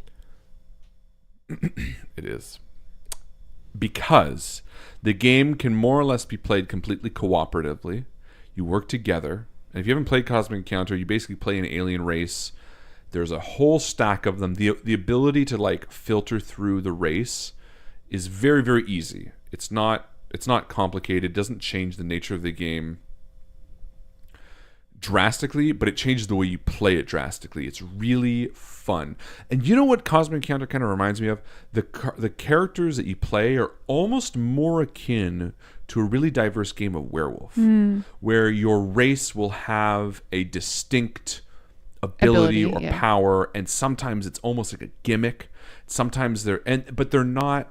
The core mechanics are all the same, and it's always about essentially the mechanic of splitter steel. You know the splitter steel ideal, a prisoner's dilemma. Yes, I was just gonna say. Yeah. It's basically the prisoner's dilemma in a board game, which is just, to me, the most brilliant, elegant thing. It's so fucking fun. You invade a planet, and of the other player. I think you play with 3 or more players, and you kind of can put your ships there for your invading force, and you and your other companions, your players, negotiate. Hey, can you invade this planet with me? Player 2. Like, yeah, cool. Meanwhile, player 3 is sweating. And then you can be like, hey, look, here's all I want to do. I just want to put a few aliens on your planet. It's going to be super, super chill. Everything's going to be great. And then there's cards. And look, I'm going to put down a 3 or something like that. On the count 3, we'll both put down 3s. And then you get the opportunity when you flip your card over to reveal that you've trounced them by having a larger invading force, or you've bluffed them, or you've been honorable. And essentially the goal is to just claim the most number of planets or all the planets, something like that. But that simple mechanic of like getting to negotiate your like invasion fleet and then constantly either duping or supporting, it is just the best mechanic in any game ever, because it echoes throughout the game. You steal on the first round, well, no one trusts you from the rest of the game, and you need to re-earn that trust. It's a game that's played outside the board, and to me, that's the best kind of board game. It's the elegance of a great board game is a deductive game where you're playing the person. It's poker, you know. I highly recommend you play it if you haven't played it. You need 3 or more, which is always the issue why we never play it, because it's just we're 2 people. As Henry gets older, it'll absolutely be the first game I try to pull out, but it takes kind of finesse to really have fun with it. He's also sort of getting to learn the like losing is okay lesson. Yes. And that can be hard for him sometimes. But yeah, super big onto that board game. So that's my number 1. And do you like Star Trek, hey? It's funny because Cosmic Encounter is very unlike Star Trek. It's very like... Yeah, Star Trek is very peaceful. Well, sorry. Tonally, it's very comic. Like, it's very silly looking. But if you reskin Cosmic Encounter as like a more like Federation, man, yeah, it would work really well as a Star Trek game. I just, before we move on from our religious rant, want to remind the chat that we aren't anti-religion, and we don't really like to see anti-religious stuff here. Mostly just because we want this to be a welcoming place for everybody, and we understand that people have their own issues with it. Obviously, so do we. But just like as a community moderating moment here, that we don't want to turn out. I mean, I know, and personally, I am as well. But I don't want. No. It's, you know what? I don't want to swing too far in the other direction. This falls exactly in the same place it always has, where Joe and I can say not safe for work stuff, but unfortunately the community must remain such. So let's keep it peaceful and loving and supportive. Yes, please. And Joe and I will continue to then rant and say whatever the fuck we want and be angry about certain things for you. Thank you. Peppers is saying, I never get the vibe that you guys are anti-religious. I'm religious and I've never felt offended by you guys. I think we just want to make sure that the community understands that this isn't a place to start being like, you know, Christians suck for this reason. Exactly. Or, you know what I mean? Like, exactly. We don't want people to feel like they can come in here and be hateful for whatever reason. Exactly. Yeah. At the end of the day, everyone here is boo creator amazing. Privilege. Yeah, for real. Cool. Okay. All Sorry. Right. And thank you. You were saying something. Welcome to the Invictus stream. Yeah. Hold on. Let's listen to this thing. Let's play the game. game. We'll finish it. Counselor's office and plug it in underneath the statue. We need to reach 100%. Okay, red flag. Okay. Lay it on me. What were we talking about? Board games. Queen said, what do you not enjoy about board games? Annoying rules, complicated game pieces, cards versus dice, etc. These questions for you or for me or for both? She's tagging me to read, I'm assuming. Harlan's a lot more articulate about this kind of stuff than I am. Also, Harlan was a board game nerd before I ever really got into gaming, I would say. So you're a lot more opinionated. A lot more board games than you, yeah. Like, I loved playing Gloomhaven with you. Yes. Up until the point where the balance issues sort of got us. Correct. But what would you say are your least favorite moments? In board games? Mm-hmm. I hate card games. Yeah, that's fair. It's ironic because Cosmic Encounter could be argued to be like a primary card game, but as I just expressed, it's not. It's like a social deduction game. Harlan doesn't like when a game pretends to be a role-playing game, but is really just cards that tell you what you can't do on them. Honestly, even simpler than... You're 100% right. But to even simplify it, I hate overly... restrictive? No, verbose games. Like, do you remember when we played that Escape, like Curious Correspondence? Oh my god. Just perfect example is Curious Correspondence. Just a great package of escape games. And we love the puzzles, but oh my god, does that writer need an editor? Not because it's like written poorly, but because it is so masturbatory. I would love to pull up one of the things for us to read. It is cringingly long. It is just, oh my god, it's like a 5-paragraph introduction to get into. It's toe curlingly verbose. Like it's just like, oh my god, shut up. It's just a lot of redundant adjectives. I see the guy who wrote it, sitting in a velvet house coat, swirling brandy, thinking that every word he writes is, You feel the tense wood of the wicker basket of your hot air balloon as it scales through the cumulus clouds of the horizon, and looking down you spy with your lugubrious eye that there happens to be and it's like you're in a hot air balloon. Yeah, you look down. Relax. Yeah, you're right. That was it. It was the hot air balloon. Yeah. Yeah. Just stop. The manacle you dance in your fingertips. It just falls in a way, but it's not even falls. It would be stop. like We're not trying to seduce somebody. We're trying to play an escape room. Well, it's just dumb. It's so dumb. Like less is more. Like, come on. Anyway, that's definitely one of my get an editor. Yeah. Oh, bye, Seer of Time. Bye. And sorry it got heavy. I hope it didn't feel like we were attacking anybody here. I don't think that's what they're saying. I don't know. You never know. I remember seeing like a go off comment, or maybe not. I don't know. Oh no! Hi, kitty. Oh no! Hi. Can't we just put on our gas mask? Probably. I don't know where I'm running though. Away. I can't put on my gas mask. Ah, crumbs. They got me. We got. They got me. You're wasting time by playing video games? But yeah, the get an editor is real. I also love board games that have betrayer mechanics. Yeah, that's I fun. like that. I don't like asymmetrical games though. Yep. Oh. I find asymmetrical games a little annoying. I much rather play cooperatively than competitively with somebody. And then in terms of like mechanics I don't like, I don't love just straight up card games. I find them really annoying. I don't like games that rely on a die roll to determine your not your success, but your ability to be in the game.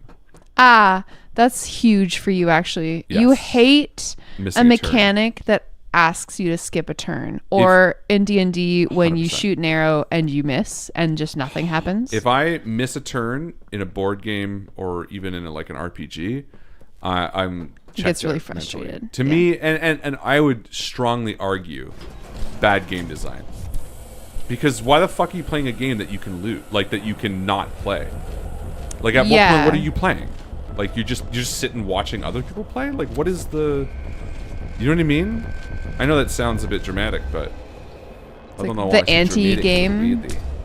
Yeah. I don't know why it's dramatic, but yeah, like if you're playing a game and like Uno, I think has like skip a turn, pick up 3. It's like, what the fuck? Mm-hmm. Also, I'm realizing I have long lists of games. Correct. I don't like games that, oh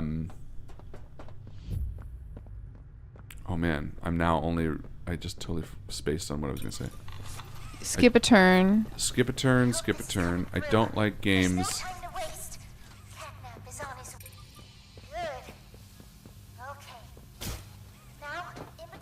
It's hard to do multiple things at once. Yeah. Especially this one. They asked about Clue, which you love. Yes, Clue. No. I was gonna say skip a turn. Another thing I hate is when turns aren't played more or less simultaneously. with the caveat being, especially when the turns are long. I don't mind going your turn, my turn, your turn, my turn. But if the turns are long or have a lot of decision making, I get really frustrated because I'm somebody, and Joe will attest to this, that makes their mind up pretty damn quick. Like for games, even my rounds in D&D are like that. But when you're playing with somebody where you're like, hey, it's your turn, and they aren't really a creative person or they just can't fucking do it, you're just sitting there for like 5-10 minutes. I have a hard time sometimes, like when we're playing Kill Team, where I a great example need of a what minute I do like, to though. figure it out. Because instead of Kill Team, you have a squad of 6 and a squad of 6 or whatever. Instead of like I do all my turn, then you do all my turn. You go 1 1 1 1 1. Or I could do my turn and you could do your turn. My point is that's what I like because we're handing back and forth. It's like play a card, then you play a card. But some games I have played where it's like you do your whole thing, and it could take 10 minutes, and then you do your, and that to me is just bad game design as well, because half the game time you're just sitting there. Yeah. Clue. I think Clue is a terrible game with a wonderful premise and a wonderful deductive mechanic. And what I mean by a terrible game, it's that there's no reason for Clue to be a board game. Yeah, like the walking in between rooms and rolling dice. It's absolutely meaningless. Like first off, terrible mechanic with die. The way Clue should be is you get 3 moves and you roll a die, like 3 plus d6. So every turn, or even better, 6 plus d6 or something like that. So you can, I think it's a d10 actually or something, but you know what I mean? Where you can move a standard number of rooms. Never be stuck in a hallway at the end of your turn. Perfect example is, the amount of times I've played Clue and you're trying to get to the fucking library and you roll a 1 and then you roll a 1 and then you're like, well, what am I doing here? This is ridiculous. You stop to tie your shoelace. But Clue, like the actual guessing and the deductive logic and the having to, that's really fun. I always love that. Clue desperately needs a remake. Ren's got Mysterium, which is a great game. Ticket to Ride I've never played. Not my jam. It's OG okay. Arkham Horror is I have played it. It's too long. Escape from the Aliens in Outer Space. I've never heard of that. Hues of Q's. I've never heard of that. Munchkin I played. Not my jam. Dead of Winter's great. Betrayal at House of the Haunted Hill or whatever is great. Very much like Played it many times. We've been playing a lot of Mansions of Madness. Tons of Mansions of Madness I love. Harlan's looking at our board game area. I love board games. I used to play them all the time. I really Gloomhaven. I love the zombie side. Same issue with like scalability. The Dark. What was that called? In the Dark. Something in the Dark. Don't know. Remember? No. We played it together. It was like Something in the Dark. Shadows, Blades in the Dark or something? No, that's a system, RPG system. Yeah, isn't it? I forget what it's called now. It was Something in the Dark. What am I doing here? What is this game? How do you even play it? Oh, there we go. Get in. Get in. Give me that. There, Whispers in the Dark or something. Do you remember places like Shadow and stuff? And I don't know, whatever. No, I don't remember. Robinson Crusoe is really fun. Although we haven't got to play it yet. I've never played it. That one you have not. I don't know. There's a lot of board games. Not enough time. So many good video games and movies and board games and shit. We are going to be playing Blood on the Clock Tower for Harlan's birthday, and we're very excited about it. We're getting some people over. We're going to have some pizza and play Blood on the Clock Tower. I love Pizza's paramount. Stupid thing. Oh, it's not that. Okay. Pizza's paramount. Gotta have a little za. A little Pete's? Can we call it Pete's now instead of za? I guess that sounds like I'm just saying that guy's name. Pete's. I love Pete's. Try using flares on catnips. I'm not, I'll just be honest, I'm not into this already. We don't have to do it. Yeah, it's kind of where I'm at. We may end up just It's 10:30. We can just say, nope, I don't want to do this part. We just talk to our friend. That's all I want to do. That's really all I want to do. Do you guys like escape rooms? Do we like escape rooms? Should we tell them about our honeymoon? Yeah. Listen, guys. We did an escape room. Listen. So sexy. No. we were in the Dominican Republic. Yeah.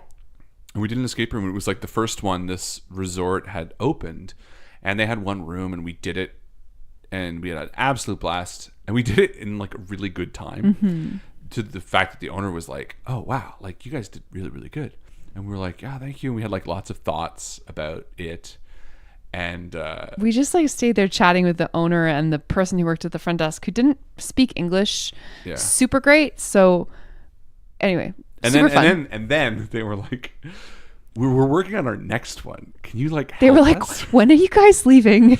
We said, "Oh, we'll be going back on Saturday," and he was like, I think we can have that done on Friday. We can have it done.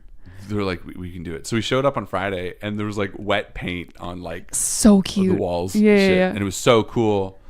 Oh hey, Anusia, and I'm gonna go with Anusia. So we showed up, and they're like, yeah, we just finished it. Don't touch some of these things because the paint's wet. But like Joe and I, we're like playing it. We had like a blast, and at the end, we were kind of like, okay, so here's what you could change. And we had like, and then the guy's like, okay, hold on, I need a clipboard. The dude grabbed a clipboard and then walked through the 3 rooms with us. Oh, so fun. It was really felt cute. so ego boosting to be like, okay, here. But the thing was, and I think we were pretty fair with this, like all of our thoughts were like beneficial. Like there wasn't a single thing that was like, you know what I mean? Yeah, we were like, okay, well, we were trying to throw this coconut into the net in the corner, but it didn't. There was no way for us to recall the coconut after we missed. Yeah, and he was like, thing. oh, right. And I was like, but if you put a light in there, then we would know that we. And he was like, oh yeah, we could do that. A little light.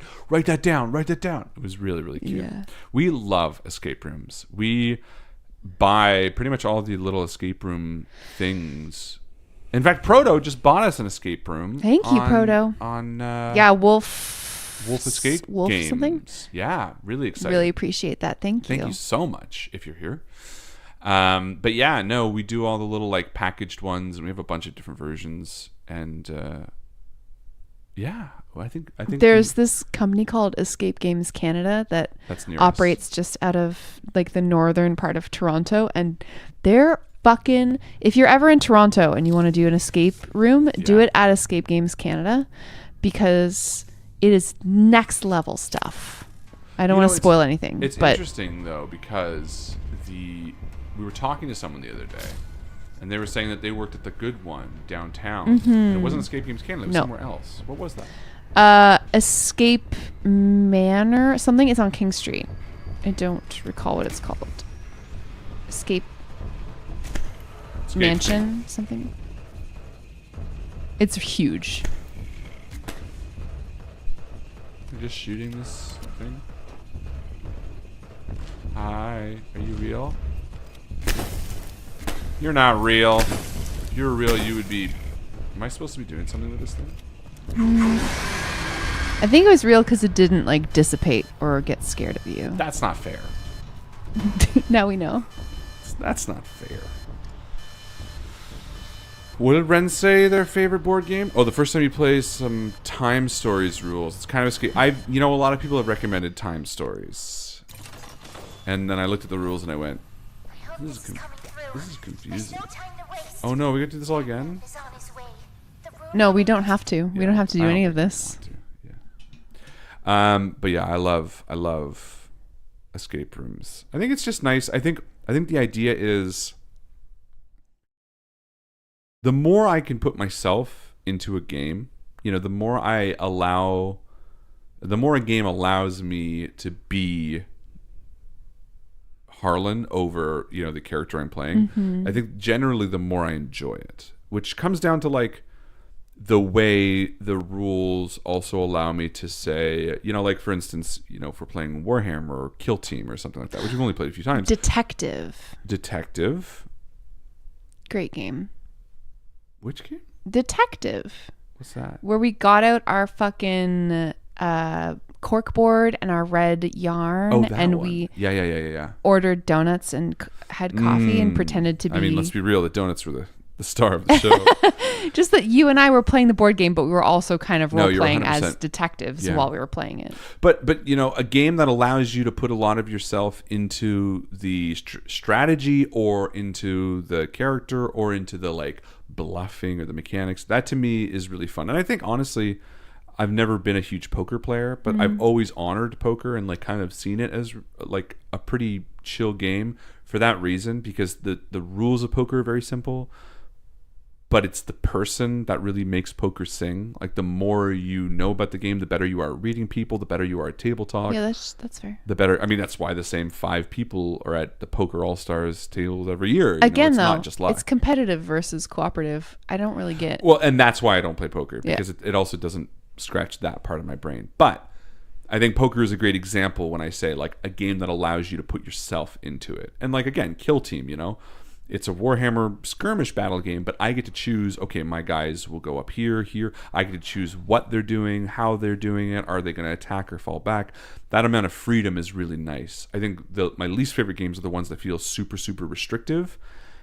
And a lot of the understanding of the game benefits, like the more you know the game, the better you are at winning it, I think is also a real detriment to games, because the best way to get someone into a game is to teach them to play it, right? Most of the time it's pretty rare that you and your 4 friends are sitting down to learn a game together, you know? Most of the time it's like, oh, we want to bring over this game, which inherently comes with this understanding is like, well, I know this game potentially much better than you, if not just a little bit better than you.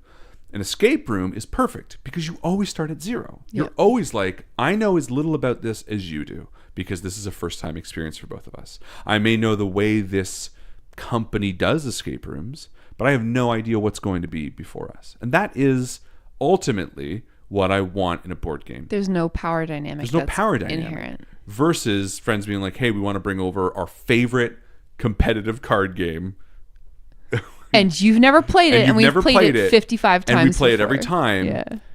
And then I'm always like, no, I don't want that. And then, you know, I've had people in the past be like, oh, why not? It's like, because of that. I don't want to sit here watch you play a game you're really good at to obviously me just either not enjoy or just be like, okay, cool. Well, I enjoy it.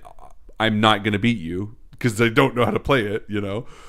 It's not where I get my kicks, you know? And it's funny the amount of time. I remember the first time I played Carcassonne. No, I was going to say Carcosa.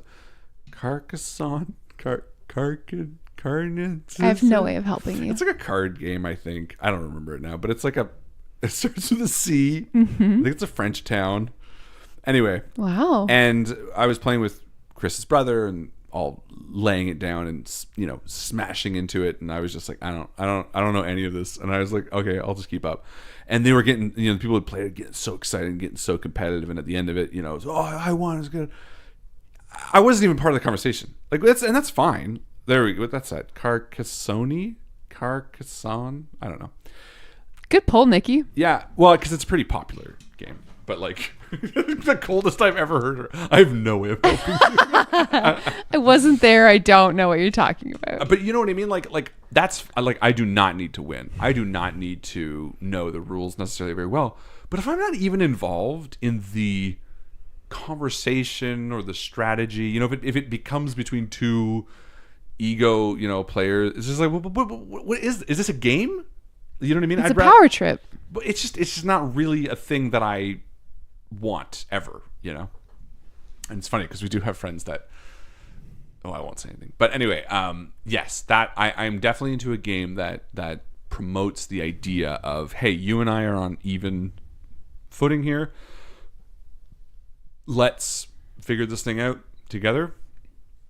And if there is an element of like, yeah, we're against each other, that's fine too. So long as the amount you've played the game in no way benefits you. You know what I mean? Once you understand the rules, yeah, that's fine. But I'm not using any like sneaky rules to like be like, oh, well, you didn't know this rule where I could switch this card or something, you know? Ren says, I feel like you can bring people into a game like that. Same with teaching kids. You'll always beat a kid at a game, so you have to give them a good experience or they'll always hate playing games.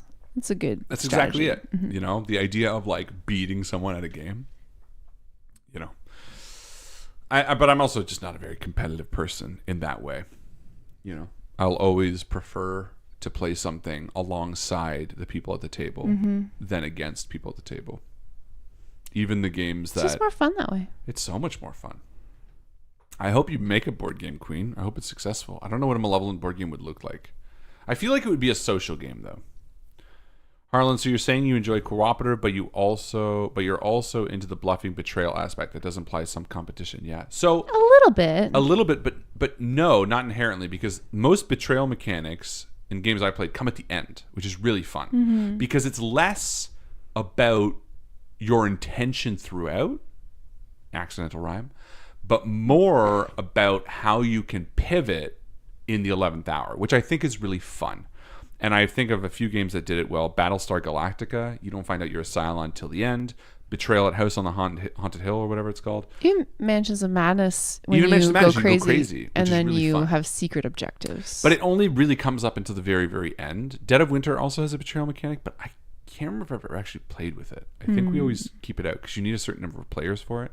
Tricky. But you're only, and the thing about that is when you have a betrayal mechanic and you're at the 11th hour, 90% of players I played with are like, oh man, like, okay, cool, I'll do this. But it's only just to add like an element of the game, not to like viciously win. Because they're already working for you, so you're rooting for each other. Exactly. Which I really, really like. And then the other thing you had, betrayal, what was it? Bluffing and stuff like that. So again, with Cosmic Encounter, you can, at least the way I've always played it, you can win the game simultaneously. You can bluff and like, you know, get this planet here and get this planet here. But at the end, when they're doing the same thing to you, you can be like, hey, look, okay, fine. We're both 5-5 here. Why don't we both do this and then win at the same time? And then it ultimately ends up being like more of a conversation, I suppose, than anything else, because it's again, you're talking about planetary, like on a global scale, you know. It's definitely, but you're not wrong. It sort of skews that corner, I suppose. But ultimately, when bluffing or betraying comes in, it's led with personality first. You know what I mean? Like, it's how you choose to interpret that mechanic. It's not like, oh, well, my rook is here and, you know, that's just the way I'm going to play the game because that's the way the game is meant to be played. True. You know, there's no like talking. A game that you could get through without talking would be really disappointing. Although with Malevolent, like chess, you mean? Yeah. Although with Malevolent, it'd be interesting to have a game that's almost more of a werewolf type social game. You know what I mean? Because inherently there's the option to be like, okay, closing your eyes and playing with that mechanic and playing with the idea of not being able to see would be really, really fun. Yep. Really, my only current foundation is a few scraps of ideas and rules related to the idea of positioning one team or player as the eyes and the other team or player as not having access to the same information, replicating that cooperative, like 100%. That's so fun. I do have to be leaving now, but it was lovely talking with all of you. Aw, bye, Mythical. Thanks for hanging out with us, Mythical. We're going to wind down, too, because we're not even playing this anymore. I really enjoyed this game. It was fun up until it stopped being fun. Well, I just don't like boss battles. Yeah. I would argue that the game is still fun. It's just not my kind of fun. Yep.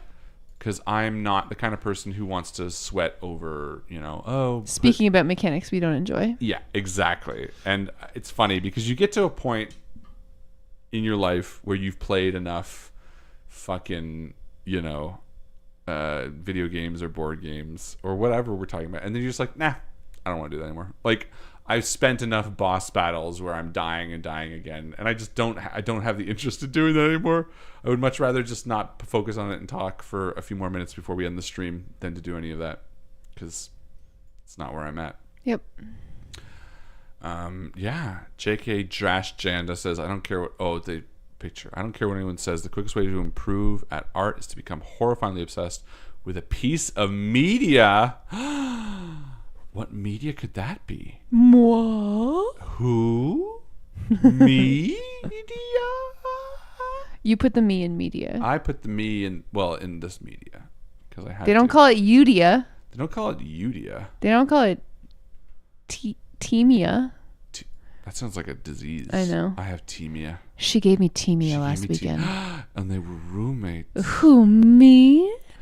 But yeah, the urge of drawing your blorbo's in agony, so you keep drawing until you get it right. Oh boy. Touche. You always need to. I put them in agony for you. That's so you right. don't need to draw them. Harlan, what's going to happen in the next episode of Malevolent? What is the next episode? You know what it is. 213.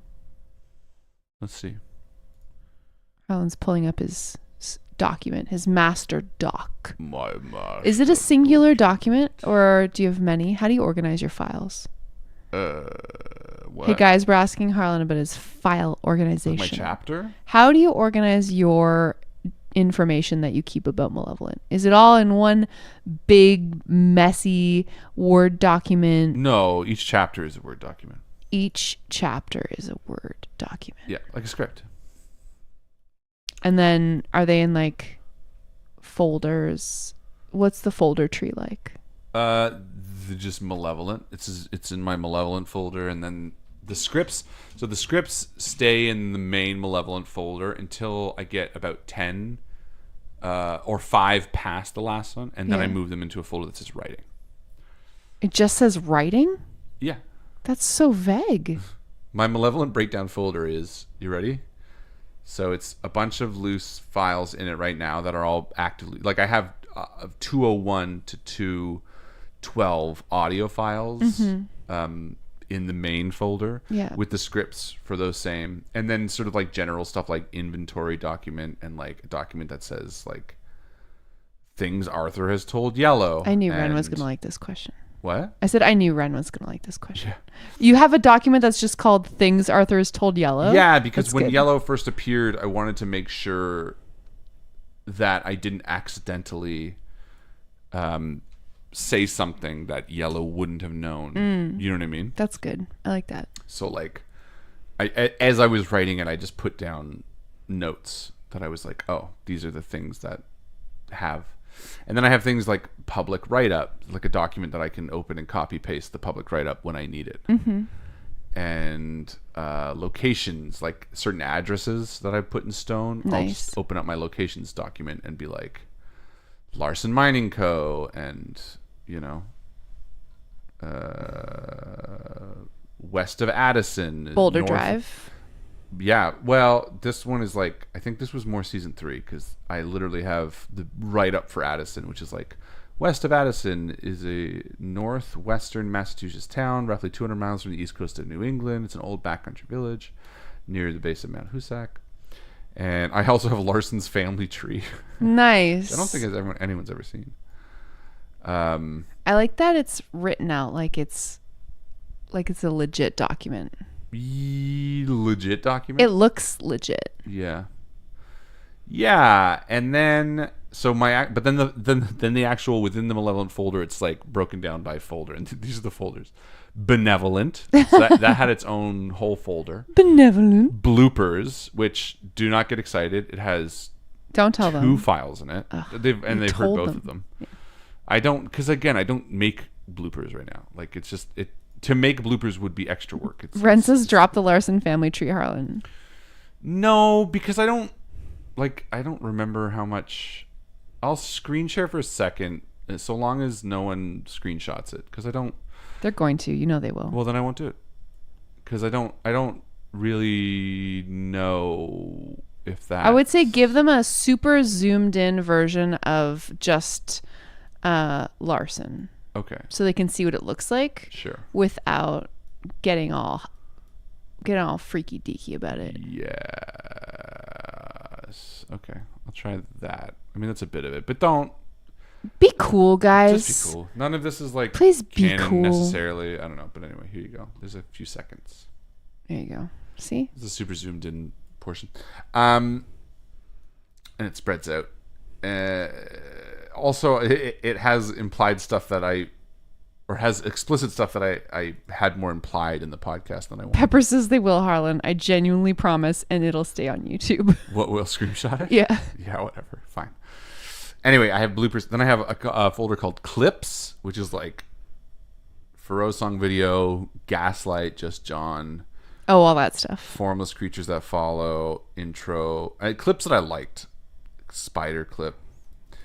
Then I have comic, which is the entire comic that Reagan made. Farron said, sadly, I can't read. Oh, totally fair. Sorry, Farron. I have commentary folder, which is only up to part 7. Mm-hmm.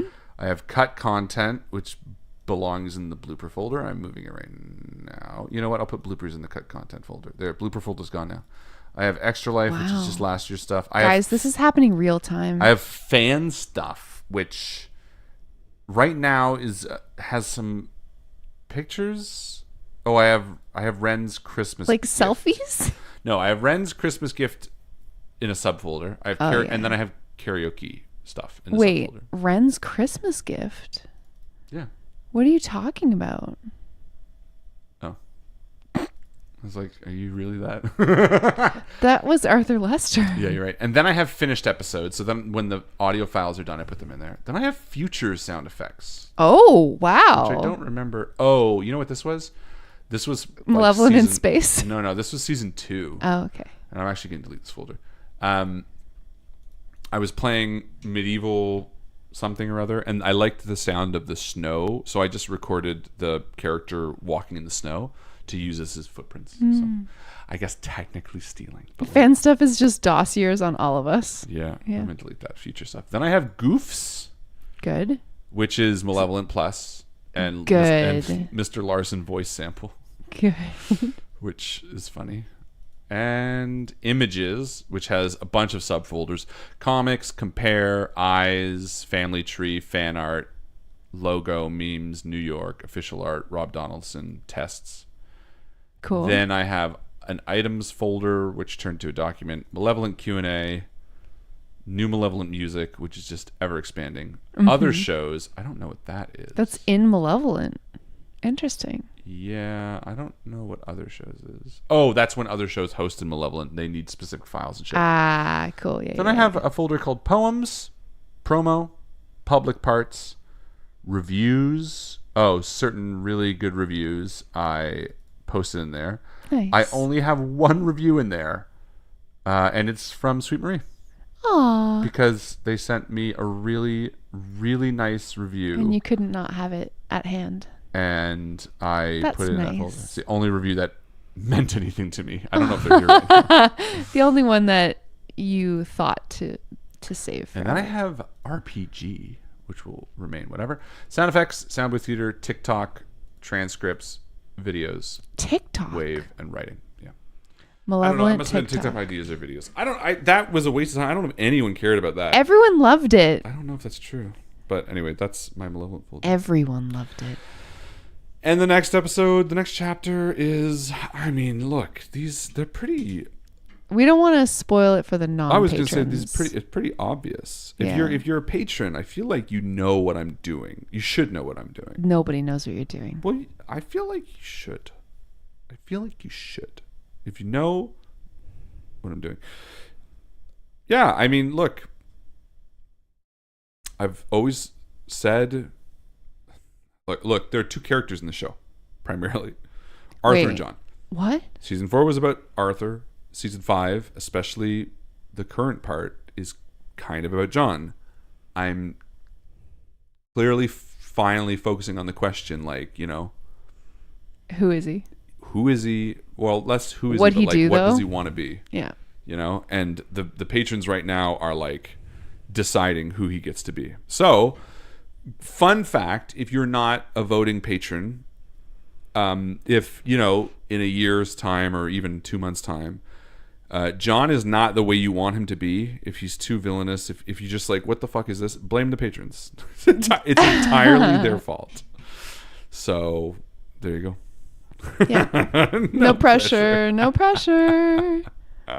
The patrons right now are deciding who John gets to be. To be fair, they're doing an awful job. I'm kidding. They're doing awesome. I'm teasing. And we love they're doing an amazing job. But it's way more indecisive as I thought it would be. I am a little bit taken aback by how immediately throwing us under the bus. Yeah, I am a bit shocked though. I am kind of like, oh wow, okay. There's 2 characters in this show. No, it's great. Everyone's doing amazing. You're not doing an awful job. No one quit the podcast. Don't quit the podcast. Oh, Queen. No, you're doing great. Everyone's doing great. I'm just being funny. But I am surprised at how divisive some of these decisions are. Because, it's so interesting. And I love some comments. I think Liz is gone now, right? Yeah. Bummer. But I was going to say, Liz has done an amazing job at summarizing this last chapter. And more importantly, made me feel really good because they sort of alluded to the way my writing has... illuminated? Yeah, but also has like little like footholds, to go back to be like, oh, well, here's the seed he was planting. And they made a really good argument that made me feel really good of like, well, if you follow these footprints that he's left, you're going to see where he's leading us. And it was like right on the money, without giving too much away. But it just felt really nice to be like, oh, cool. So I guess what I mean to say is with Liz's like extrapolation of data and, following that thread, it's proven that I am sort of laying the groundwork for the way that I would recommend maybe it's going. And it's interesting how many patrons were pointed out to that and looked at it and went, yeah, nah. Wait, can I quote her directly? Sure. Or is that too expansive? I don't know. Well, it depends on what you're going to quote. It's just, she says, firstly, let me preface this by stating that Harlan has made clear that he, I think, tries to make sure that all of his characters have motivations that we can determine and understand, and that what they're likely to do or mean to do is possible to understand from what they've said and done so far. Mm-hmm. And then she cites a Q&A that Ren did, and some different chats where you've intervened, where you've basically stopped and asked people about each of their motivations. I did that this time too. And Queen says, Harlan, I feel like if sometimes you expect everyone to follow logic is obvious, but if it was obvious when you vote. But Queen, you yourself I've seen you do exactly what I'm saying, because you did it with the... Wait, can we talk about it yet? It was the 40. I think it was the Larson, give the stone to Larson vote, wasn't it? No. Queen, I remember specifically... Queen nailed it one time. You and I were driving. Yeah. We were going to your parents' place, and I was reading out poll chat, and I was like, Queen fucking nailed it. And then... it was the Prince. Listen, I don't know if we can talk about it yet. I forget. Name, but I think that's what it was. Right? I forget which chapter it was in. Oh, yes. You're right. It's not out public yet. It was in the vote discussion where Queen then reneged on her own position later on that week. Yeah. And it became kind of infamous among the patrons. Queen even knows the vote. But when Queen first came out and started talking about characters and their motivations, we were like, Queen. But that's my point. Crushed it. Like, it is obvious. I think the thing that fucks y'all up is that you start doubting it. And someone else said it too. Someone else was like, "Oh, it's we overthink it," and da da da. And that is the fun of it. And that's and the debate is fun. And I love the debate, and I love the going back. All I'm saying is, I was surprised at the amount of people that were like, "Well, I don't know." You're surprised at the split. I was, especially this week, but I was also really surprised at the Prince week too. I think that was the most I've been surprised in a long time. I was like, what? Like, what are you doing? What are you talking about? You know why? Yeah, because they want to. The community wants friends. They love. Yeah, but that friends. should just be. They see a monster entity, a demon, and they want to hug them. Yeah, that's they fair. Can't not. I guess it just makes you feel silly when it we should have be a obvious. Sweet, soft community. Don't feel silly. I'm not trying to say that. Varen says dumb bitch supremacy. That's another way of saying it. No, listen. No. I'm not calling you dumb, and I'm not. Listen, I recognize where you're coming from, Queen. What you're saying is that by me saying it's obvious and you not seeing it obvious, it makes you feel dumb or it makes you feel silly. It's like, well, if it's not obvious and I'm not seeing it, what I'm saying is, I think instinctually, most people that are connecting to the story have one, kind of like a perceived notion when it comes to that. And that's entirely based on their, what they draw from the story. there are certain people that are following along the narrative thread that I'm trying to sort of draw, or they're taking, let's call it like the Harlan cut. You know what I mean? Like some people are like, oh, I'm a John stan for life. Some people are like, I'm just listening to it and I'm taking everything that's kind of being thrown. And all I mean to say is I think the people that are looking through the lens that I am showing them and not getting attached and not, well, not to say not getting attached, but not, vying for one over the other, when it comes to the choice, like, oh, this is the way the story would go. And I think it's easiest for a lot of people, like Liz was a great example because Liz broke it down almost analytically, you know what I mean? Was like very like, I see you, opinion Abriel and Peppers. I see you. I'm just pushing past you. What are they that's all. saying? They're like, it's not out yet. It's not out yet. Yeah, we know. But all I mean to say is that when it comes down to like the pure narrative, if you were reading this as a book, when you flip that page, I think where you go, where the story would go is kind of where I'm taking it. Versus the amazing, wonderful people like yourself, Queen, and other people who are getting so much more out of it. An expression of maybe the way they love their friends, or an expression of who they feel inside as a person, through the eyes of John. And that is what makes it difficult, because you're like, well, listen, I love John because John reflects my journey I've had in life, and that's why I want to side with him. Or I love this new figure because this new figure speaks to a lot of the themes that I have. I want to comfort them and I want to make them feel good.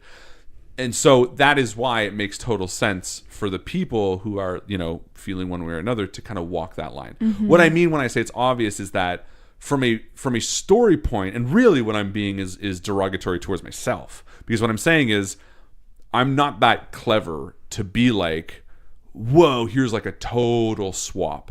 And if you ever want to kind of know where the story would naturally go, as Liz pointed out, I feel like I've put enough groundwork in for the people to kind of be like, oh yeah, this makes sense. This is kind of the logical progression of the story. That's right.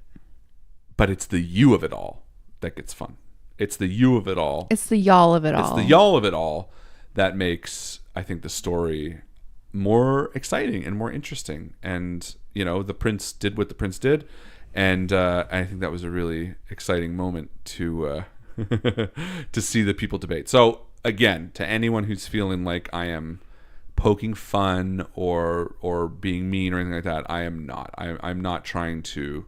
He's not trying to say you're doing it wrong. No. He's just trying to say like, oh man, I thought the way that I would naturally be inclined to write the story would be more evident, I suppose. I definitely see what you mean. That makes more sense to me. I was worried I was doing Malevolent wrong. No. Not There's no, at all. Listen, if you could, it wouldn't be a choose your own adventure story. Exactly. And more importantly, everyone has the capacity to choose you can all choose one way and get whatever you want. Queen, you get a great grade in Malevolent. I just want to be crystal clear for the people that, I don't know, like, I've had friends in my life that just don't really have the ability to really, they're crippled by decisions sometimes, they really can't choose one or the other.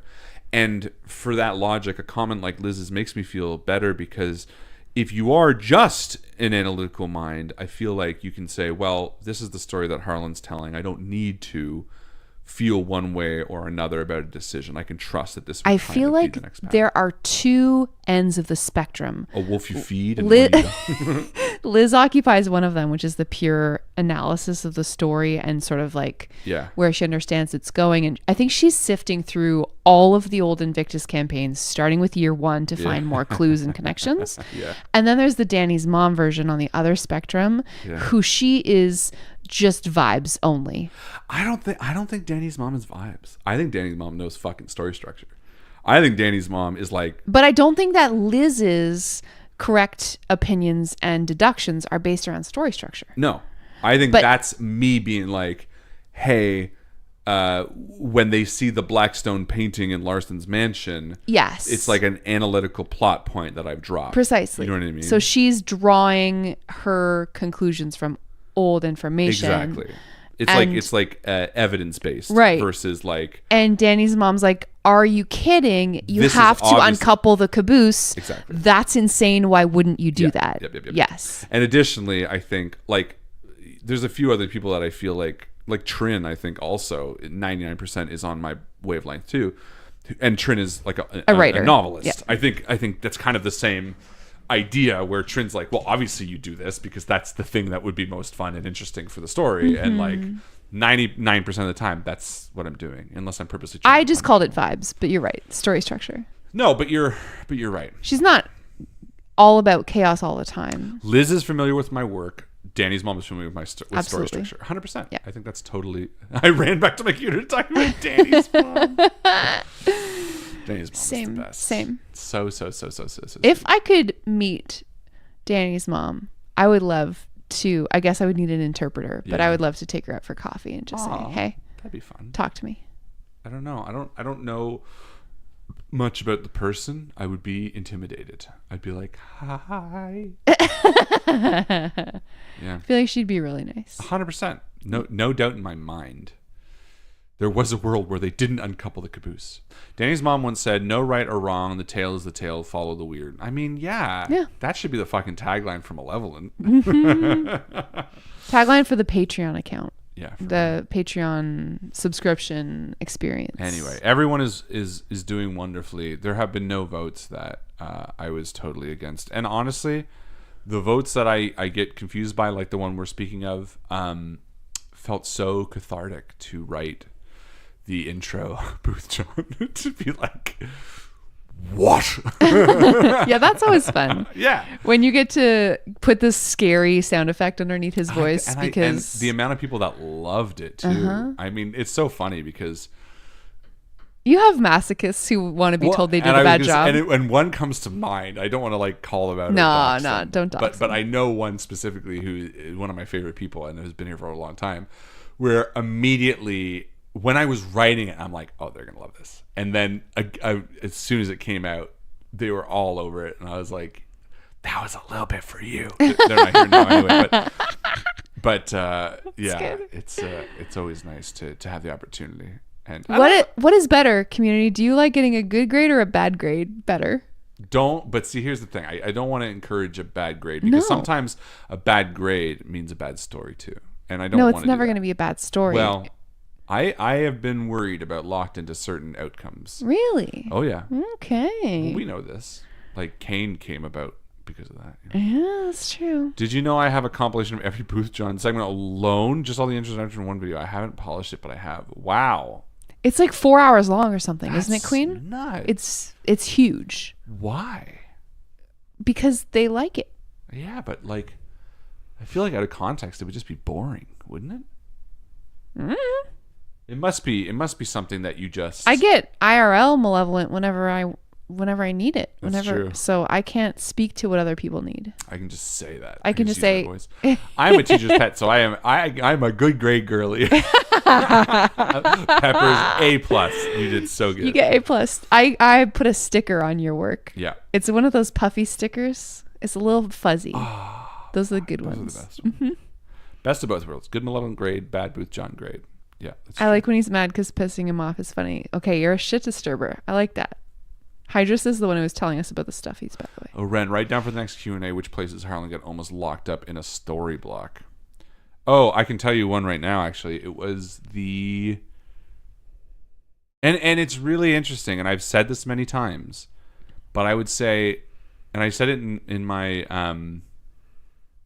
AMA, when the show pivots, it's usually because I got locked into a story block that you couldn't. Yeah, and the best example that comes to mind is the fucking Selenium. Yeah, is that what it's called? Mm-hmm. Selenine. Selenine. Don't get me wrong, it wasn't an easy vote, but it was at the beginning of the Madness, part 18. Yeah, and the voice inside was trying to convince Arthur to drink this, which we found out later it was the King in Yellow. And I had intended for you guys to drink it. I didn't think it was going to be easy, but I kind of thought I was pretty convinced that you were going to drink it for whatever reason. And it wasn't even overwhelming, but when it lost, I was like, well, what the fuck am I going to do now? Mm-hmm. Because I had you cannot ask me what would have happened because I do not remember. You were I think you were talking to me about potentially it healing some of Arthur's Yes, that's right. loss of his body. The selenine, so that's fascinating. The selenine would have reverted some of Arthur's physical changes. Sorry. No, I was just gonna say, but don't. Yeah, because who knows? That might come back up later. Who knows? I don't want to give too much away. What were you gonna say? I was gonna say there's a moment that I always remember where you were telling me about the patrons making the wrong choice, and it was in the Dreamlands in the desert area. I don't know if you remember what this was, but I wonder if I can share it. No, the lizard, the lightning lizard. Tell us, share it. I don't remember. I remember after Arthur gets his injury on his eye. Oh yeah.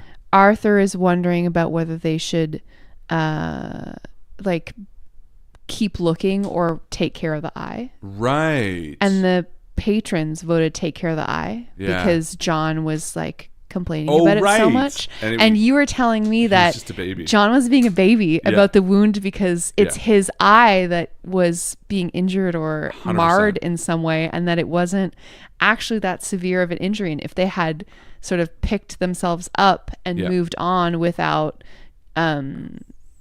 like bandaging the wound or washing the eye, whatever it was, that they would have found something. Yeah, they would have found something. I remember that. Yeah. Yes. I don't want to talk about what it was, but did I tell you what it was? I think you were telling me about what it was. Yeah. But yeah, so 18, the whole madness portion of 18 came about because y'all didn't drink the selenine, which then led to the prison pits, because the prison pits probably wouldn't have happened. So it's very weird. You know, you never know. It's all shit I have to do on the fly. And John was absolutely being a baby about losing his eye. Yep. So those were two choices. But that wasn't so much being locked in, but that's a good example. But definitely I remember the selenine being a lock-in. And that's why in 18, Arthur viciously throws the selenine after. Because I remember you were like, fuck this. They can't use it later. They don't get to use it later. Because, you know, the traitor could have been, or someone could have, 18, is that in the season 2? 20 is the end of season 2. Yeah. So the traitor could have been like, oh, that's, you know, fucking, we'll heal you or whatever. But I didn't want you guys to have it after. It was like very petty. I was like, no. I remember people being like, what? Why did you smash it? Yeah. Same. I remember that too. But there you go. There's the place that it was locked in. I don't have secrets, and if I did, I wouldn't want to talk without Harlan saying that I could. Yeah, she would be like, "Can I? Yeah, because a lot of them it wouldn't be as fun reused. as you're imagining. Yeah, the ideas I just push down the road. I just don't want to blow up your spot ever. BJ being proud of us for the week with the double flip was so touching. Aww. But I'm also so fucking buzzed to say. Both is good.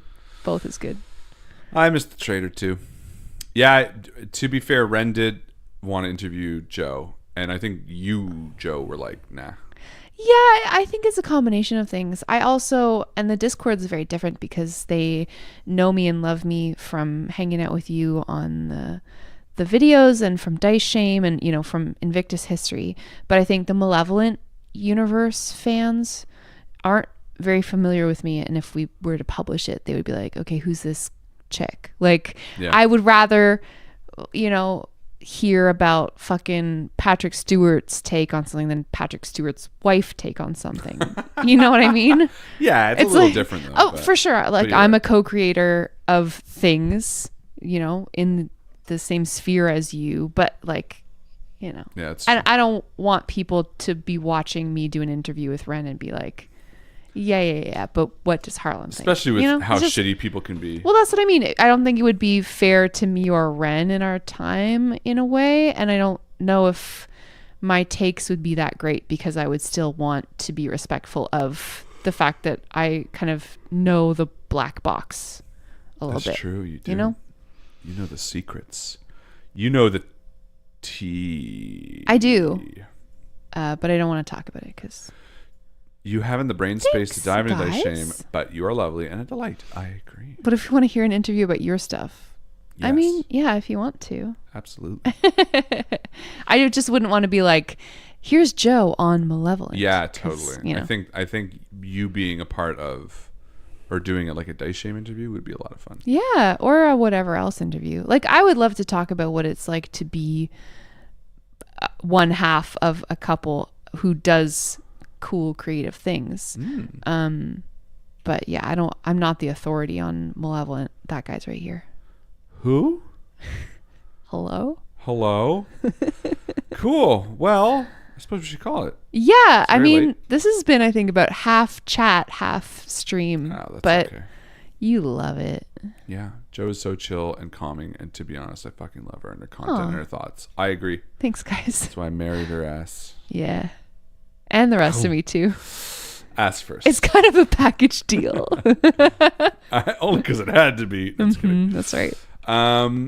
Cool. Yeah. Well, thanks so much for hanging out with us tonight. Thanks, guys. Game Thank was much you better than for previous being weeks, so which is sweet nice. to our boy. Yes, Henry. That meant a lot to us, I think. Henry and won't to listen him. to this 4-hour thing because it No. got real weird. We wouldn't let him. But I'll let him skim parts of it probably.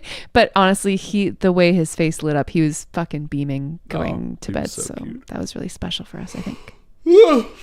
Hope you have a wonderful day tomorrow. Tomorrow is Mother's Day in Canada, so I don't know. You Yeah. do that or whatever. To people who have a complicated relationship with their moms for whom Ignore the day it. isn't great, I hope that you handle it in a great way. And for those of you who love their moms or who are mothers, happy Mother's Day.